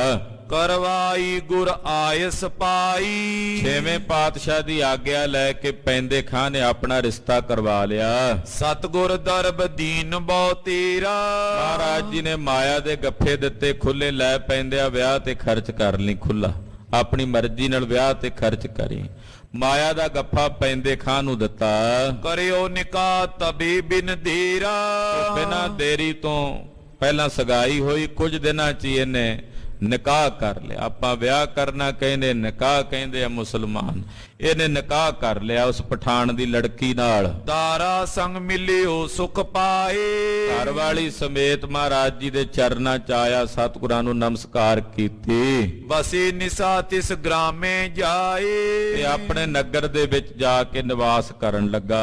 ਇੱਕ ਦਿਨ ਗੁਰ ਸੋ ਕਹਿ ਕਰ ਜੋਰ, ਇੱਕ ਦਿਨ ਸਤਿਗੁਰਾਂ ਨੂੰ ਹੱਥ ਜੋੜ ਕੇ ਬੇਨਤੀ ਕਰਕੇ ਕਹਿਣ ਲੱਗਾ ਪੈਂਦੇ ਖਾਨ, ਘਰ ਨਾ ਬਨਿਓ ਮੇਰੋ ਕਿਸ ਠੌਰ। ਮਹਾਰਾਜ ਜੀ ਮੈਂ ਗ੍ਰਸਤੀ ਹੋ ਗਿਆ ਤੇ ਗ੍ਰਸਤੀਆਂ ਨੂੰ ਘਰ ਵੀ ਚਾਹੀਦਾ ਹੁੰਦਾ ਹੈ, ਤੇ ਮੇਰਾ ਹਾਲੇ ਘਰ ਨਹੀਂ ਬਣਿਆ ਮਹਾਰਾਜ। ਮੈਂ ਇੱਥੇ ਏਦਾਂ ਰਿਸ਼ਤੇਦਾਰਾਂ ਸੰਬੰਧੀਆਂ ਦੇ ਘਰੇ ਹੀ ਰਹਿ ਰਿਹਾ, ਛੋਟੇ ਮੀਰ ਪਿੰਡ 'ਚ, ਤੇ ਮੇਰਾ ਆਪਣਾ ਘਰ ਨਹੀਂ ਬਣਿਆ। ਪਿਓ ਵਿਆਹ ਅਰ ਚਹਿਤ ਸੋਏ, ਮਹਾਰਾਜ ਹੁਣ ਵਿਆਹ ਹੋ ਗਿਆ ਤੇ ਮੇਰੀ ਭਾਗਵਾਨ ਵੀ ਘਰ ਵਾਲੀ ਵੀ ਚਾਹੁੰਦੀ ਹੈ ਕਿ ਆਪਣਾ ਘਰ ਹੋਵੇ। ਬਿਨਾ ਨਿਕੇਤ ਨਹੀਂ ਸੁਖ ਹੋਏ। ਮਹਾਰਾਜ ਆਪਣੇ ਘਰ ਬਿਨਾ ਸੁੱਖ ਨਹੀਂ ਹੋਣਾ। ਬਗਾਨਿਆਂ ਦੇ ਘਰ 'ਚ ਕਿੰਨਾ ਕੁ ਚਿਰ ਬਹਿ ਰਵਾਂਗੇ। ਅੱਗੇ ਮਹਾਰਾਜ ਜੀ ਜੰਤ ਵਧੇਗਾ, ਉਹਦੇ ਲਈ ਆਪਣਾ ਘਰ ਤਾਂ ਚਾਹੀਦਾ। ਸ਼੍ਰੀ ਹਰਿ ਗੋਬਿੰਦ ਸਾਚ ਪਛਾਨਾ। ਮਹਾਰਾਜ ਜੀ ਨੇ ਵੇਖਿਆ ਵੀ ਪੈਂਦੇ ਖਾਂ ਜੋ ਕਹਿ ਰਿਹਾ ਸਹੀ ਹੈ, ਗ੍ਰਸਤੀ ਨੂੰ ਆਪਣਾ ਘਰ ਵੀ ਚਾਹੀਦਾ ਹੈ। ਸੁਨ ਪੁਨ ਦੀਨਸ ਦਰਬ ਮਹਾਨਾ। ਮਹਾਰਾਜ ਜੀ ਨੇ ਖਜ਼ਾਨਚੀ ਨੂੰ ਹੁਕਮ ਕੀਤਾ ਵੀ ਖੁੱਲੀ ਮਾਇਆ ਦਾ ਗੱਫਾ ਪੈਂਦੇ ਖਾਂ ਨੂੰ ਦੇ ਦਿਓ, ਇਹਨੇ ਘਰ ਬਣਾਉਣਾ ਹੈ। ਸਦਨ ਮੀਰ ਛੋਟੇ ਬਨਵਾਏ। ਛੋਟੇ ਮੀਰ ਪਿੰਡ ਦੇ ਵਿੱਚ ਇਹਨੇ ਘਰ ਬਣਵਾਇਆ। ਮਹਾਰਾਜ ਜੀ ਨੇ ਕਿਹਾ ਇਹ ਮਾਇਆ ਲੈ ਜਾ, ਜੇ ਘਟੇ ਤਾਂ ਹੋਰ ਲੈ ਜੀ। ਵੇਖੋ ਕਿੰਨੀ ਦਇਆ ਕੀਤੀ ਪੈਂਦੇ ਖਾਂ ਤੇ, ਕਿੰਨਾ ਪ੍ਰੇਮ ਕਰਦੇ ਸਤਿਗੁਰੂ ਸੱਚੇ ਪਾਤਸ਼ਾਹ ਦੇ ਨਾਲ। ਕਹਿੰਦੇ ਲੈ ਘਰ ਬਣਾ ਲੈ, ਪੈਂਦਿਆ ਮਾਇਆ ਲੈ, ਪਹਿਲਾਂ ਖੁੱਲੀ ਦੇ ਦਿੱਤੀ। ਕਹਿੰਦੇ ਜੇ ਘਟੇ ਤੇ ਹੋਰ ਲੈ ਜਾਈ, ਸ਼ਰਮ ਨਾ ਕਰੀ। ਤੇ ਜਿਵੇਂ ਅਸੀਂ ਆਪਣੇ ਸਾਹਿਬਜ਼ਾਦਿਆਂ ਦੇ ਘਰ ਬਣਾਏ ਆ, ਤੇਰਾ ਵੀ ਬਣੇਗਾ। ਹਾਂਜੀ, ਸੁੰਦਰ ਮੰਦਰ ਕੈ ਚਿਨਵਾਏ। ਇਹਨੇ ਬੜਾ ਸੋਹਣਾ ਮਕਾਨ, ਵਧੀਆ ਪੱਕਾ ਮਕਾਨ ਗੁਰੂ ਸਾਹਿਬ ਜੀ ਦੀ ਕਿਰਪਾ ਨਾਲ ਆਪਣੇ ਪਿੰਡ ਛੋਟੇ ਮੀਰ ਬਣਵਾਇਆ। ਉਨ ਬੀਵੀ ਕੇ ਹਿਤ ਵਿਭੂਖਨ। ਫਿਰ ਮਾਇਆ ਵੀ ਮਹਾਰਾਜ ਜੀ ਕੋਲੋਂ ਮਾਇਆ ਖੁੱਲੀ ਮਿਲੀ। ਇਹਨੇ ਆਖਿਆ ਵੀ ਇਹ ਮਾਇਆ ਵੀ ਲਾ ਦਈਏ ਲੇਖੇ, ਘਰ ਵਾਲੀ ਵਾਸਤੇ ਗਹਿਣੇ ਕਢਵਾ ਲੈ, ਵੀ ਭਾਗਵਾਨ ਨੂੰ ਸੋਹਣੇ ਗਹਿਣੇ ਬਣਾ ਕੇ ਦੇਈਏ। ਕਰਵਾਏ ਗਨ ਦੀਨ ਅਦੁਖਨ। ਕਹਿੰਦੇ ਬੜੇ ਸੋਹਣੇ ਗਹਿਣੇ ਬਣਵਾ ਕੇ ਇਹਨੇ ਆਪਣੀ ਘਰਵਾਲੀ ਨੂੰ ਦਿੱਤੇ। ਗ੍ਰਹਿ ਸਮਗਰੀ ਦਈ ਬਣਾਏ। ਫਿਰ ਗੁਰੂ ਸਾਹਿਬ ਨੇ ਮਾਇਆ ਦਿੱਤੀ ਵੀ ਘਰ 'ਚ ਸਮੱਗਰੀ ਵੀ ਚਾਹੀਦੀ ਹੈ। ਘਰ ਵਿੱਚ ਮੰਜੇ ਬਿਸਤਰੇ ਭਾਂਡੇ ਬਰਤਨ, ਉਹਦੇ ਵਾਸਤੇ ਵੀ ਮਹਾਰਾਜ ਜੀ ਨੇ ਮਾਇਆ ਦਿੱਤੀ। ਘਰ ਦੀਆਂ ਜਿਹੜੀਆਂ ਵਸਤੂਆਂ ਸਨ ਉਹ ਵੀ ਇਹਨੂੰ ਦਵਾਈਆਂ। ਪੈਂਦੇ ਖਾਂ ਪਾਏ ਹਰ ਖਾਏ। ਪੈਂਦੇ ਖਾਂ ਬੜਾ ਖੁਸ਼ ਹੋਇਆ, ਮਕਾਨ ਸੋਹਣਾ ਬਣ ਗਿਆ। ਘਰ ਵਿੱਚ ਸੋਹਣੇ ਸਾਰਾ ਰਾਜ ਸਾਜ ਜੋ ਗ੍ਰਸਤੀਆਂ ਨੂੰ ਚਾਹੀਦਾ ਉਹ ਸਭ ਕੁਝ ਘਰ ਵਿੱਚ ਮਿਲ ਗਿਆ। ਰਹਿਣ ਲੱਗੇ ਉਹ ਬੀਵੀ ਕੇ ਸਾਥ। ਔਰ ਆਪਣੀ ਬੀਵੀ ਦੇ ਸਮੇਤ ਰਹਿਣ ਲੱਗ ਪਿਆ। ਬਹੁਤ ਸੁਖ ਲਏ ਕਿਰਪਾ ਗੁਰਨਾਥ। ਸਤਿਗੁਰਾਂ ਦੀ ਵੱਡੀ ਕਿਰਪਾ ਦੇ ਨਾਲ ਘਰ ਵਿੱਚ ਬਹੁਤ ਸੁੱਖ ਨੇ। ਇਹਨੂੰ ਜਿਹੜੀ ਕੋਈ ਵਸਤੂ ਚਾਹੀਦੀ ਆ ਮਹਾਰਾਜ ਜੀ ਕੋਲੋਂ ਇਹਨੂੰ ਮਿਲ ਜਾਂਦੀ ਆ ਝਾਟੀ। ਕਯੋ ਪ੍ਰਭੂ ਅਬ ਸਦਨ ਬਸੀਜੇ। ਜਦੋਂ ਹੁਣ ਆਵੇ ਨਾ ਰੋਜ਼ ਤੇ ਮਹਾਰਾਜ ਜੀ ਕਹਿਣ ਲੱਗੇ ਪੈਂਦੇ ਖਾਨ ਹੁਣ ਤੂੰ ਨਾ ਆਪਣੇ ਘਰ ਹੀ ਰਿਹਾ ਕਰ।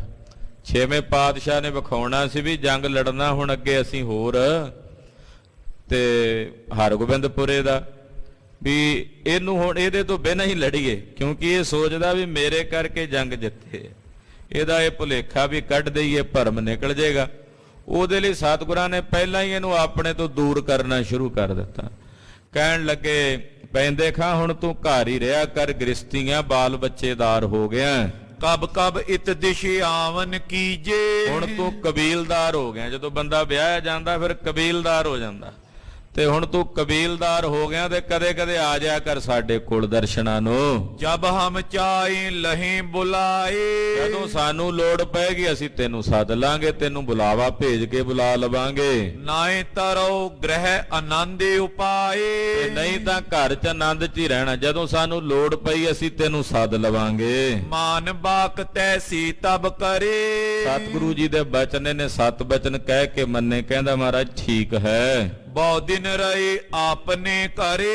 ਇਹ ਚਲਾ ਗਿਆ ਆਪਣੇ ਘਰ ਹੀ ਜਾ ਕੇ ਰਹਿਣ ਲੱਗਾ। ਕਈ ਦਿਨ ਘਰ ਹੀ ਇਹਨੂੰ ਬੀਤ ਗਏ। ਇਮ ਪੈਂਦਾ ਹੋਇਓ ਹੰਕਾਰੀ। ਏਦਾਂ ਪੈਂਦੇ ਖਾਂ ਹੰਕਾਰੀ ਹੋ ਗਿਆ। ਜਦੋਂ ਹੰਕਾਰੀ ਹੋ ਜੇ ਤੇ ਫਿਰ ਹੰਕਾਰੀਆਂ ਨੂੰ ਗੁਰੂ ਪਾਤਸ਼ਾਹ ਕੋਲ ਥਾਂ ਨਹੀਂ ਨਾ ਮਿਲਦੀ।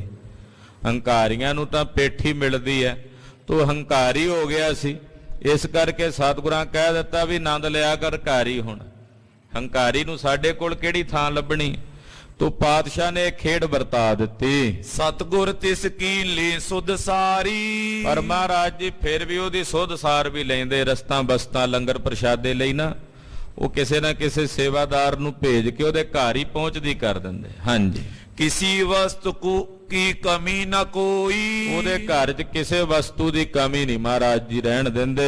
ਵਸਤ ਅਮੋਲਕ ਦੇ ਗੁਰ ਸੋਈ। ਅਮੋਲਕ ਵਸਤੂਆਂ ਸਤਿਗੁਰੂ ਸੱਚੇ ਪਾਤਸ਼ਾਹ ਜੀ ਬਖਸ਼ਦੇ ਨੇ ਉਹਨੂੰ। ਨਿਕਟ ਗ੍ਰਾਮਪੁਰ ਜੀਤਕ ਆਈ।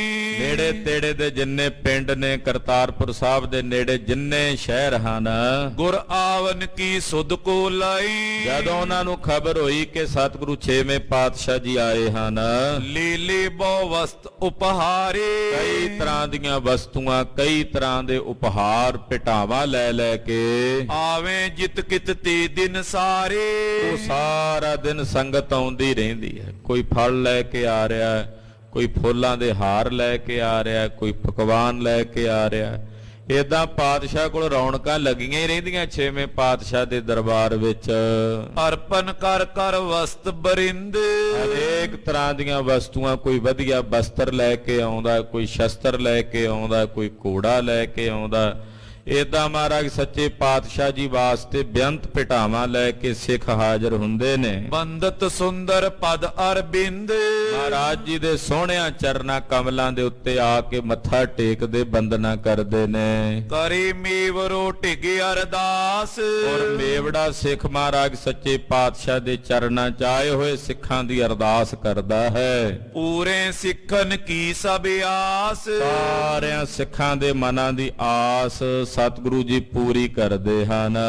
ਦਰਸ਼ਨ ਕਰੇ ਨਿਸਾ ਢਿਗ ਰਹੇ ਮਹਾਰਾਜ ਜੀ ਦੇ ਦਰਸ਼ਨ ਕਰਦੇ ਨੇ ਤੇ ਰਾਤ ਨੂੰ ਸਤਿਗੁਰੂ ਜੀ ਦੇ ਪਾਸ ਹੀ ਕਈ ਸਿੱਖ ਅਟਕ ਜਾਂਦੇ, ਜਿਨ੍ਹਾਂ ਦਾ ਚੇਤੀ ਨਹੀਂ ਕਰਦਾ ਜਾਣ ਨੂੰ, ਮਨ ਕਰਦਾ ਸਤਿਗੁਰਾਂ ਦੇ ਕੋਲ ਹੀ ਰਹੀਏ।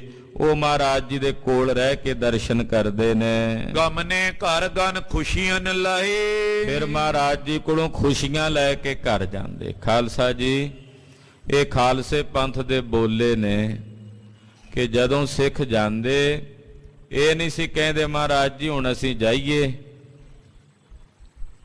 ਤੇ ਅੱਗੋਂ ਜਵਾਬ ਪਤਾ, ਜਦੋਂ ਕੋਈ ਨਿਹੰਗ ਸਿੰਘਾਂ ਵਿੱਚ ਪੰਥ 'ਚ ਬੈਠੇ ਹੋ ਜੋ ਕਹੀਏ ਨਾ ਵੀ ਜਾਈਏ, ਉਹ ਕਹਿੰਦੇ ਅੱਗੋਂ ਜਿਹੜੇ ਪਹਿਲਾਂ ਗਏ ਉਹ ਤਾਂ ਆਏ ਨਹੀਂ। ਮਹਾਰਾਜ ਜੀ ਅਸੀਂ ਤੁਰੀਏ, ਕਹਿੰਦੇ ਉਹ ਕੀ ਹੁੰਦਾ? ਫਿਰ ਕਹਿੰਦੇ ਜੀ ਕੀ ਕਰੀਏ? ਉਹ ਕਹਿੰਦੇ ਖੁਸ਼ੇ ਕਹੀਦਾ। ਮਹਾਰਾਜ ਹੁਣ ਸਾਨੂੰ ਖੁਸ਼ੇ ਆ। ਵੇਖੋ ਕੈਸੇ ਪਿਆਰੇ ਬੋਲੇ। ਇੱਕ ਤਾਂ ਸਿੱਧੀ ਏਟੀ ਮਾਰਨੀ, ਮਹਾਰਾਜ ਜਾਈਏ ਹੁਣ ਅਸੀਂ। ਇੱਕ ਮਹਾਰਾਜ ਖੁਸ਼ੇ ਨੇ ਹੁਣ ਜਾਈਏ, ਕਹਿਣਾ ਤੇ ਇਹੀ ਹੈ ਨਾ ਵੀ ਜਾਈਏ, ਖੁਸ਼ੇ ਨੇ। ਇਹ ਬੋਲੇ ਖਾਲਸੇ ਦੇ ਜਿਹੜੇ ਹੁਣ ਅਲੋਪ ਹੀ ਹੁੰਦੇ ਜਾਂਦੇ ਹਨ। ਤੋਂ ਮਹਾਰਾਜ ਜੀ ਕੋਲੋਂ ਖੁਸ਼ੀਆਂ ਲੈ ਕੇ ਗਏ ਸਿੱਖ। ਸਤਿਗੁਰੂ ਪਾਤਸ਼ਾਹ ਕਹਿੰਦੇ ਜਦੋਂ ਕੋਈ ਸਿੱਖ ਆਉਂਦੇ ਮਹਾਰਾਜ ਜੀ ਵੇਖ ਲੈਂਦੇ ਵੀ ਹੁਣ ਇਹਨਾਂ ਨੇ ਚਾਲਾ ਮਾਰਨਾ, ਤਾਂ ਪਾਤਸ਼ਾਹ ਨੇ ਕਹਿਣਾ ਖੁਸ਼ੀਆਂ। ਉਹਦਾ ਸਮਝ ਲੈਣਾ ਵੀ ਆਗਿਆ ਮਿਲ ਗਈ ਹੈ, ਮਹਾਰਾਜ ਜੀ ਕੋਲੋਂ ਆਗਿਆ ਮਿਲ ਗਈ ਹੈ। ਤੇ ਏਦਾਂ ਖੁਸ਼ੀਆਂ ਲੈ ਕੇ ਗੁਰਸਿੱਖ ਮਹਾਰਾਜ ਜੀ ਕੋਲੋਂ ਘਰ ਨੂੰ ਪਰਤਦੇ। ਸਗਰੇ ਦਿਨ ਸਤਿਗੁਰ ਕੇ ਤੀਰ ਸਾਰਾ ਦਿਨ ਸਤਿਗੁਰੂ ਛੇਵੇਂ ਪਾਤਸ਼ਾਹ ਜੀ ਦੇ ਕੋਲ ਆਏ ਜਾਏ ਸਿੱਖ ਹੋਵਤ ਪੀਰ। ਸਿੱਖ ਆਉਂਦੇ ਨੇ ਜਾਂਦੇ ਨੇ, ਏਦਾਂ ਬਹੁਤ ਵੱਡਾ ਭਾਰੀ ਇਕੱਠ ਸੰਗਤ ਦਾ ਮਹਾਰਾਜ ਜੀ ਕੋਲ ਰਹਿੰਦਾ ਹੈ। ਕੀਤਕ ਜੋਧਾ ਚਾਕਰ ਰਹੇ ਕਈ ਯੋਧੇ ਕਈ ਚਾਕਰ ਆ ਕੇ ਮਹਾਰਾਜ ਜੀ ਕੋਲ ਭਰਤੀ ਹੁੰਦੇ। ਯੋਧੇ ਆ ਕੇ ਮਹਾਰਾਜ ਜੀ ਕੋਲ ਭਰਤੀ ਹੋ ਜਾਂਦੇ ਚਾਕਰ ਬਣ ਕੇ। ਜੀ ਹਥਿਆਰਨ ਵਿਦਿਆ ਲਈ ਜਿਹੜੇ ਸ਼ਸਤਰਾਂ ਦੀ ਵਿਦਿਆ ਨੂੰ ਜਾਣਦੇ ਸੀ। ਕਈ ਤਾਂ ਨਵੀਂ ਭਰਤੀ ਹੁੰਦੀ ਵੀ ਜਿਨ੍ਹਾਂ ਨੂੰ ਸਿਖਾਉਂਦੇ ਆ, ਟ੍ਰੇਨਿੰਗ ਦਿੰਦੇ ਆ।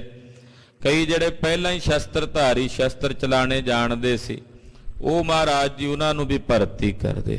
ਜਿਹੜਾ ਕੋਈ ਚੰਗਾ ਸ਼ਸਤਰ ਚਲਾਉਣ 'ਚ ਨਿਪੁੰਨ, ਉਹਦੀ ਡਿਊਟੀ ਲਾ ਦਿੰਦੇ ਵੀ ਆਹ ਸ਼ਸਤਰ ਚਲਾਣਾ ਤੂੰ ਹੋਰ ਸਿੱਖਾਂ ਨੂੰ ਵੀ ਸਿਖਾ। ਏਦਾਂ ਸਤਿਗੁਰੂ ਸੱਚੇ ਪਾਤਸ਼ਾਹ ਜੀ ਫੌਜ ਤਿਆਰ ਕਰ ਰਹੇ ਨੇ। ਕਿਤਕ ਤੁਰੰਗ ਸਿੱਖ ਅਰਪੰਤੇ ਸਿੱਖ ਆਉਂਦੇ, ਕੋਈ ਸ਼ਸਤਰ ਲਿਆ ਕੇ ਭੇਟਾ ਕਰਦਾ, ਕੋਈ ਵਧੀਆ ਘੋੜੇ ਲਿਆ ਕੇ ਮਹਾਰਾਜ ਜੀ ਕੋਲ ਭੇਟਾ ਕਰਦਾ ਹੈ। ਕੀਤਕ ਲੀਤ ਮੂਲ ਖਰਚੰਤੇ ਔਰ ਕਈ ਸਤਿਗੁਰੂ ਜੀ ਘੋੜੇ ਆਪ ਖਰੀਦਦੇ ਵੀ ਨੇ। ਜੇ ਕੋਈ ਸੁਦਾਗਰ ਆ ਜਾਂਦੇ ਘੋੜੇ ਲੈ ਕੇ ਤਾਂ ਮਹਾਰਾਜ ਜੀ ਘੋੜੇ ਉਹਨਾਂ ਕੋਲੋਂ ਖਰੀਦ ਲੈਂਦੇ ਮਾਇਆ ਦੇ ਕੇ। ਜੇ ਕੋਈ ਚੰਗਾ ਸ਼ਸਤਰ ਮਿਲ ਜਾਏ ਤਾਂ ਉਹ ਸ਼ਸਤਰ ਮਹਾਰਾਜ ਸੱਚੇ ਪਾਤਸ਼ਾਹ ਜੀ ਖਰੀਦ ਲੈਂਦੇ। ਏਦਾਂ ਗਰੀਬ ਨਵਾਜ ਪਾਤਸ਼ਾਹ ਜੀ ਮਹਾਰਾਜ ਚੰਗੇ ਚੰਗੇ ਸ਼ਸਤਰ, ਚੰਗੇ ਚੰਗੇ ਘੋੜੇ ਉਹ ਖਰੀਦਦੇ ਨੇ ਔਰ ਆਪਣੇ ਯੋਧਿਆਂ ਵਿੱਚ ਤਕਸੀਮ ਕਰ ਦਿੰਦੇ, ਵੰਡ ਦਿੰਦੇ ਨੇ। ਕਿਤਕ ਤਨੁਕਲੀ ਦਰਬ ਦਿਵਾਵੀ ਮਹਾਰਾਜ ਜੀ ਦੇ ਕੋਲ ਕਮਾਨਾਂ ਬੜੀਆਂ ਆਉਂਦੀਆਂ। ਕਮਾਨਾਂ ਇਧਰ ਲਾਹੌਰ ਤੇ ਮੁਲਤਾਨ ਦੇ ਇਲਾਕੇ 'ਚ ਬਹੁਤ ਬਣਦੀਆਂ, ਤੇ ਕਈ ਤਰ੍ਹਾਂ ਦੀਆਂ ਕਮਾਨਾਂ, ਤੇ ਉਹ ਕਮਾਨਾਂ ਮਹਾਰਾਜ ਜੀ ਵਾਸਤੇ ਆਉਂਦੀਆਂ। ਪਾਤਸ਼ਾਹ ਜੀ ਉਹ ਵੀ ਖਰੀਦ ਲੈਂਦੇ। ਕੀਤਕ ਤਰਕਸ਼ ਢਿਗ ਬਣਵਾਵੀ ਪੱਥੇ ਮਹਾਰਾਜ ਜੀ ਬਣਵਾਉਂਦੇ ਕੋਲ।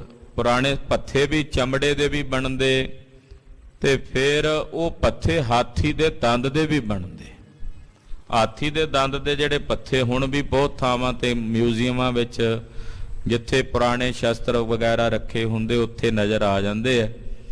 ਤੋ ਹਾਥੀ ਦੇ ਦੰਦ ਦੇ ਬਣੇ ਹੋਏ ਜਿਹੜੇ ਪੱਥੇ ਜਿਨ੍ਹਾਂ 'ਚ ਤੀਰ ਪੈਂਦੇ ਉਹ ਮਹਾਰਾਜ ਜੀ ਲਈ ਖਾਸ ਬਣਦੇ। ਸਤਿਗੁਰੂ ਆਪਣੇ ਯੋਧਿਆਂ ਵਿੱਚ ਵੀ ਉਹ ਵੰਡਦੇ। ਖਰ ਤਤਾਚਰੀ ਲੋਹਾ ਖਰੇ। ਫਿਰ ਜਿਹੜੇ ਤਤਾਰਚੇ ਸ਼ਸਤਰ ਤੀਰ ਨੇ ਉਹ ਲੋਹੇ ਦੇ ਬਣਦੇ ਤੇ ਲੋਹਾ ਵੀ ਮਹਾਰਾਜ ਜੀ ਦੀ ਹਦੂਦ 'ਚ ਹੀ ਬਣਦਾ। ਜਿਹੜਾ ਲੋਹਾ ਵੀ ਤਿਆਰ ਕਰਨਾ ਉਹ ਆਪਣੇ ਕੋਲ ਆਪਣੀ ਨਿਗਾਹ ਵਿੱਚ ਪਾਤਸ਼ਾਹ ਨੇ ਕਰਾਉਣਾ। ਜਿਹੜੇ ਸ਼ਿਗਲੀਗਰ ਲੋਹੇ ਦਾ ਕੰਮ ਕਰਦੇ ਸੀ ਉਹ ਮਹਾਰਾਜ ਜੀ ਨੇ ਰੱਖੇ ਹੋਏ। ਉਹ ਵਧੀਆ ਲੋਹਾ ਲਿਆ ਕੇ ਵਧੀਆ ਸ਼ਸਤਰ ਬਣਾਉਂਦੇ। ਪੁਰ ਕਰਤਾਰ ਕਰਾਵਨ ਕਰੇ। ਕਰਤਾਰਪੁਰ ਸਾਹਿਬ ਮਹਾਰਾਜ ਚੰਗੇ ਚੰਗੇ ਸ਼ਸਤਰ ਕਢਵਾਉਂਦੇ ਆ ਰੋਜ਼। ਲੁਹਾਰਾਂ ਨੂੰ ਲਾਇਆ ਹੋਇਆ, ਸ਼ਿਗਲੀਗਾਰਾਂ ਨੂੰ ਲਾਇਆ ਹੋਇਆ, ਜਿਨ੍ਹਾਂ ਦੀ ਡਿਊਟੀ ਹੈ ਵੀ ਤੁਸੀਂ ਰਾਤ ਦਿਨ ਸ਼ਸਤਰ ਹੀ ਬਣਾਈ ਜਾਣੇ। ਚੰਗੀਆਂ ਚੰਗੀਆਂ ਤਲਵਾਰਾਂ ਉਹਨਾਂ ਕੋਲੋਂ ਤਿਆਰ ਕਰਾਉਣੀਆਂ, ਤੀਰ ਕਈ ਤਰ੍ਹਾਂ ਦੇ ਤਿਆਰ ਕਰਾਉਣੇ, ਨੇਜੇ, ਬਰਛੇ, ਢਾਲਾਂ, ਇਦਾਂ ਸ਼ਸਤਰ ਜਿਹੜੇ ਖਰੀਦ ਸਕਦੇ ਖਰੀਦ ਲੈਂਦੇ ਮਹਾਰਾਜ। ਬਾਕੀ ਆਪਣੇ ਕੋਲ ਬਣਵਾ ਕੇ ਖਜ਼ਾਨੇ 'ਚ ਰੱਖਦੇ ਨੇ। ਖਪਰੇ ਸੇਲੇ ਆਦ ਬਣਾਵੇਂ। 4-4 ਉਂਗਲ ਚੌੜੇ ਖਪਰੇ ਤੀਰ ਮਹਾਰਾਜ ਜੀ ਤਿਆਰ ਕਰਾਉਂਦੇ ਆਪਣੇ ਵਾਸਤੇ।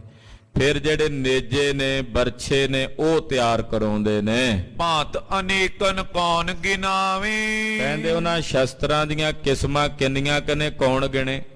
ਖਾਲਸਾ ਜੀ ਇੱਕ ਜਿਹੜੀ ਆਪਾਂ ਆਮ ਕਰਕੇ ਕਹਿ ਦਿੰਦੇ ਆ ਤਲਵਾਰ ਜਾਂ ਕਿਰਪਾਨ, ਉਹ ਕਿਰਪਾਨ ਹੀ ਅੱਗੇ ਕਈ ਸੈਂਕੜੇ ਕਿਸਮ ਦੀਆਂ ਤੇ ਕਿਰਪਾਨਾਂ ਹੀ ਹੁੰਦੀਆਂ। ਇੱਕ ਕਿਰਪਾਨ ਦੀਆਂ ਸੈਂਕੜੇ ਕਿਸਮਾਂ ਨੇ। ਭਾਈ ਕਾਹਨ ਸਿੰਘ ਜੀ ਨਾਭਾ ਨੇ ਮਹਾਨ ਕੋਸ਼ ਵਿੱਚ ਉਹਨਾਂ ਕਿਰਪਾਨਾਂ ਦੀ ਸਾਰਿਆਂ ਦੀ ਫੋਟੋ ਦਿੱਤੀ ਹੋਈ, ਜਿੰਨੀ ਕੁ ਉਹਨਾਂ ਨੂੰ ਮਿਲੀ ਉਹਦੇ ਮੁਤਾਬਕ। ਸੈਂਕੜਿਆਂ ਦੇ ਹਿਸਾਬ ਨਾਲ ਤਾਂ ਕਿਰਪਾਨਾਂ ਹੀ ਨੇ। ਇਹ ਗੋਲੀਆ ਹੈ ਜੀ, ਇਹ ਤੇਗਾ ਹੈ ਜੀ, ਇਹ ਸੈਫ ਹੈ ਜੀ, ਇਹ ਕਿਰਚ ਹੈ ਜੀ। ਇਹ ਮਹਾਰਾਜ ਜੀ ਕਈ ਤਰ੍ਹਾਂ ਦੀਆਂ ਕਿਸਮਾਂ ਦੇ, ਫੌਲਾਦ ਦਾ ਹੈ ਜੀ, ਇਹ ਸਕੇਲੇ ਦਾ ਹੈ ਜੀ, ਇਹ ਸਪਾਤ ਦਾ ਹੈ ਜੀ। ਲੋਹੇ ਵੀ ਕਈ ਤਰ੍ਹਾਂ ਦੇ ਹੁੰਦੇ। ਤੋ ਇਸ ਪ੍ਰਕਾਰ ਨਾਲ ਕਹਿੰਦੇ ਤਲਵਾਰਾਂ ਹੀ ਕਈ ਤਰ੍ਹਾਂ ਦੀਆਂ। ਫਿਰ ਅੱਗੇ ਬਰਛਿਆਂ ਦੀਆਂ ਕਈ ਕਿਸਮਾਂ, ਵੱਡੇ ਬਰਛੇ, ਕਰਪੇ ਬਰਛੇ, ਨਾਗਣੀ ਬਰਛੇ, ਛੋਟੀਆਂ ਬਰਛੀਆਂ, ਉਹ ਕਈ ਤਰ੍ਹਾਂ ਦੇ ਕਿਸਮਾਂ ਦੇ। ਬੰਬਲੀ ਆਲੇ, ਨੇਜੇ, ਉਹਨਾਂ ਦੀਆਂ ਕਈ ਕਿਸਮਾਂ। ਫਿਰ ਤੀਰਾਂ ਦੀਆਂ ਕਈ ਕਿਸਮਾਂ, ਅਰਧ ਚੰਦਰੇ, ਬਦਾਮਚੇ, ਮੀਨ ਮੁਖੇ ਤੇ ਨੇਜੇ ਵਰਗਾ ਜਿਨ੍ਹਾਂ ਦਾ ਮੂੰਹ ਹੋਵੇ ਉਹ ਤੀਰ, ਉਹ ਤੀਰਾਂ ਦੀਆਂ ਕਈ ਕਿਸਮਾਂ। ਇਸੇ ਤਰ੍ਹਾਂ ਫਿਰ ਚੱਕਰ ਕਈ ਕਿਸਮਾਂ ਦੇ ਹੁੰਦੇ, ਕਟਾਰਾਂ। ਫਿਰ ਜਿਹੜੇ ਛੋਟੇ ਸ਼ਸਤਰ ਹੁੰਦੇ ਕਮਰ ਕੱਸੇ ਦੇ, ਕਿ ਬਿਛੂਏ ਬਣਾ ਲੈਣੇ ਜਾਂ ਖੰਜਰ ਬਣਾ ਲੈਣੇ ਜਾਂ ਜਾਂਬੀਏ ਬਣਾ ਲੈਣੇ ਜਾਂ ਮਮੋਦੀਆਂ ਬਣਾ ਲੈਣੀਆਂ, ਇਹ ਵੀ ਸਾਰੇ ਕਮਰ ਕੱਸੇ ਦੇ ਸ਼ਸਤਰ। ਤੋ ਕਈ ਤਰ੍ਹਾਂ ਦੇ, ਕਿੰਨਿਆਂ ਕੁ ਦੀ ਗਿਣਤੀ ਕਰੀਏ ਜਿਹੜੇ ਸ਼ਸਤਰ ਅਸਤਰ ਮਹਾਰਾਜ ਜੀ ਆਪਣੇ ਕੋਲ ਤਿਆਰ ਕਰਵਾ ਰਹੇ ਨੇ। ਗੁਲਕਾਂ ਗਾਲਬ ਮੈਂ ਟਲਵਾਏ। ਫਿਰ ਗੋਲੀਆਂ ਉਹ ਸੰਚਿਆਂ ਵਿੱਚ, ਗਾਲਬ ਕਹਿੰਦੇ ਆ ਕਲਬੂਤ ਜੇ ਹੁੰਦੇ ਉਹਦੇ ਚ ਪਾ ਕੇ ਗੋਲੀਆਂ ਤਿਆਰ ਕਰਦੇ। ਲੋਹਾ ਪਹਿਲਾਂ ਪੂਰਾ ਪਾਣੀ ਵਰਗਾ ਬਣਾ ਲੈਣਾ ਤੇ ਗੋਲ ਗੋਲ ਆਕਾਰ ਦੇ ਜਿਹੜੇ ਗਾਲਬ ਬਣਾਏ ਹੋਏ ਉਹਨਾਂ ਵਿੱਚ ਉਹ ਪਾਣੀ ਪਾ ਦੇਣਾ, ਲੋਹਾ ਜਿਹੜਾ ਤੱਤਾ ਕੀਤਾ ਹੋਇਆ। ਉਹਦੀਆਂ ਫਿਰ ਗੋਲੀਆਂ ਬਣ ਜਾਣੀਆਂ। ਉਹ ਥੋੜੀਆਂ ਜਿਹੀਆਂ ਘਸਾ ਕੇ ਵਧੀਆ ਬਣਾ ਲੈਣੀਆਂ ਵੀ ਦੂਰ ਤੱਕ ਮਾਰ ਕਰਨ। ਉਹ ਗੋਲੀਆਂ ਮਹਾਰਾਜ ਜੀ ਤਿਆਰ ਕਰਵਾ ਕੇ ਬੰਦੂਕਾਂ 'ਚ ਭਰਨ ਨੂੰ ਤਿਆਰ ਕਰਾ ਰਹੇ ਨੇ। ਕਰ ਕਰ ਤਿਆਰ ਰੱਖੀ ਸਮੁਦਾਏ। ਕਹਿੰਦੇ ਏਦਾਂ ਅਨੇਕ ਤਰ੍ਹਾਂ ਦੇ ਹਥਿਆਰ, ਸ਼ਸਤਰ, ਅਸਤਰ ਉਹ ਤਿਆਰ ਕਰ ਕਰਕੇ ਸਤਿਗੁਰੂ ਜੀ ਰਖਾ ਰਹੇ ਨੇ। ਬਹੁਤ ਬਰੂਦ ਅਨਾਵਨ ਕਰੇ। ਫਿਰ ਬਰੂਦ ਮੰਗਾਉਂਦੇ ਆ, ਕਿਉਂਕਿ ਬੰਦੂਕਾਂ ਚਲਾਉਣ ਵਾਸਤੇ ਬਰੂਦ ਦੀ ਲੋੜ ਪੈਣੀ ਹੈ।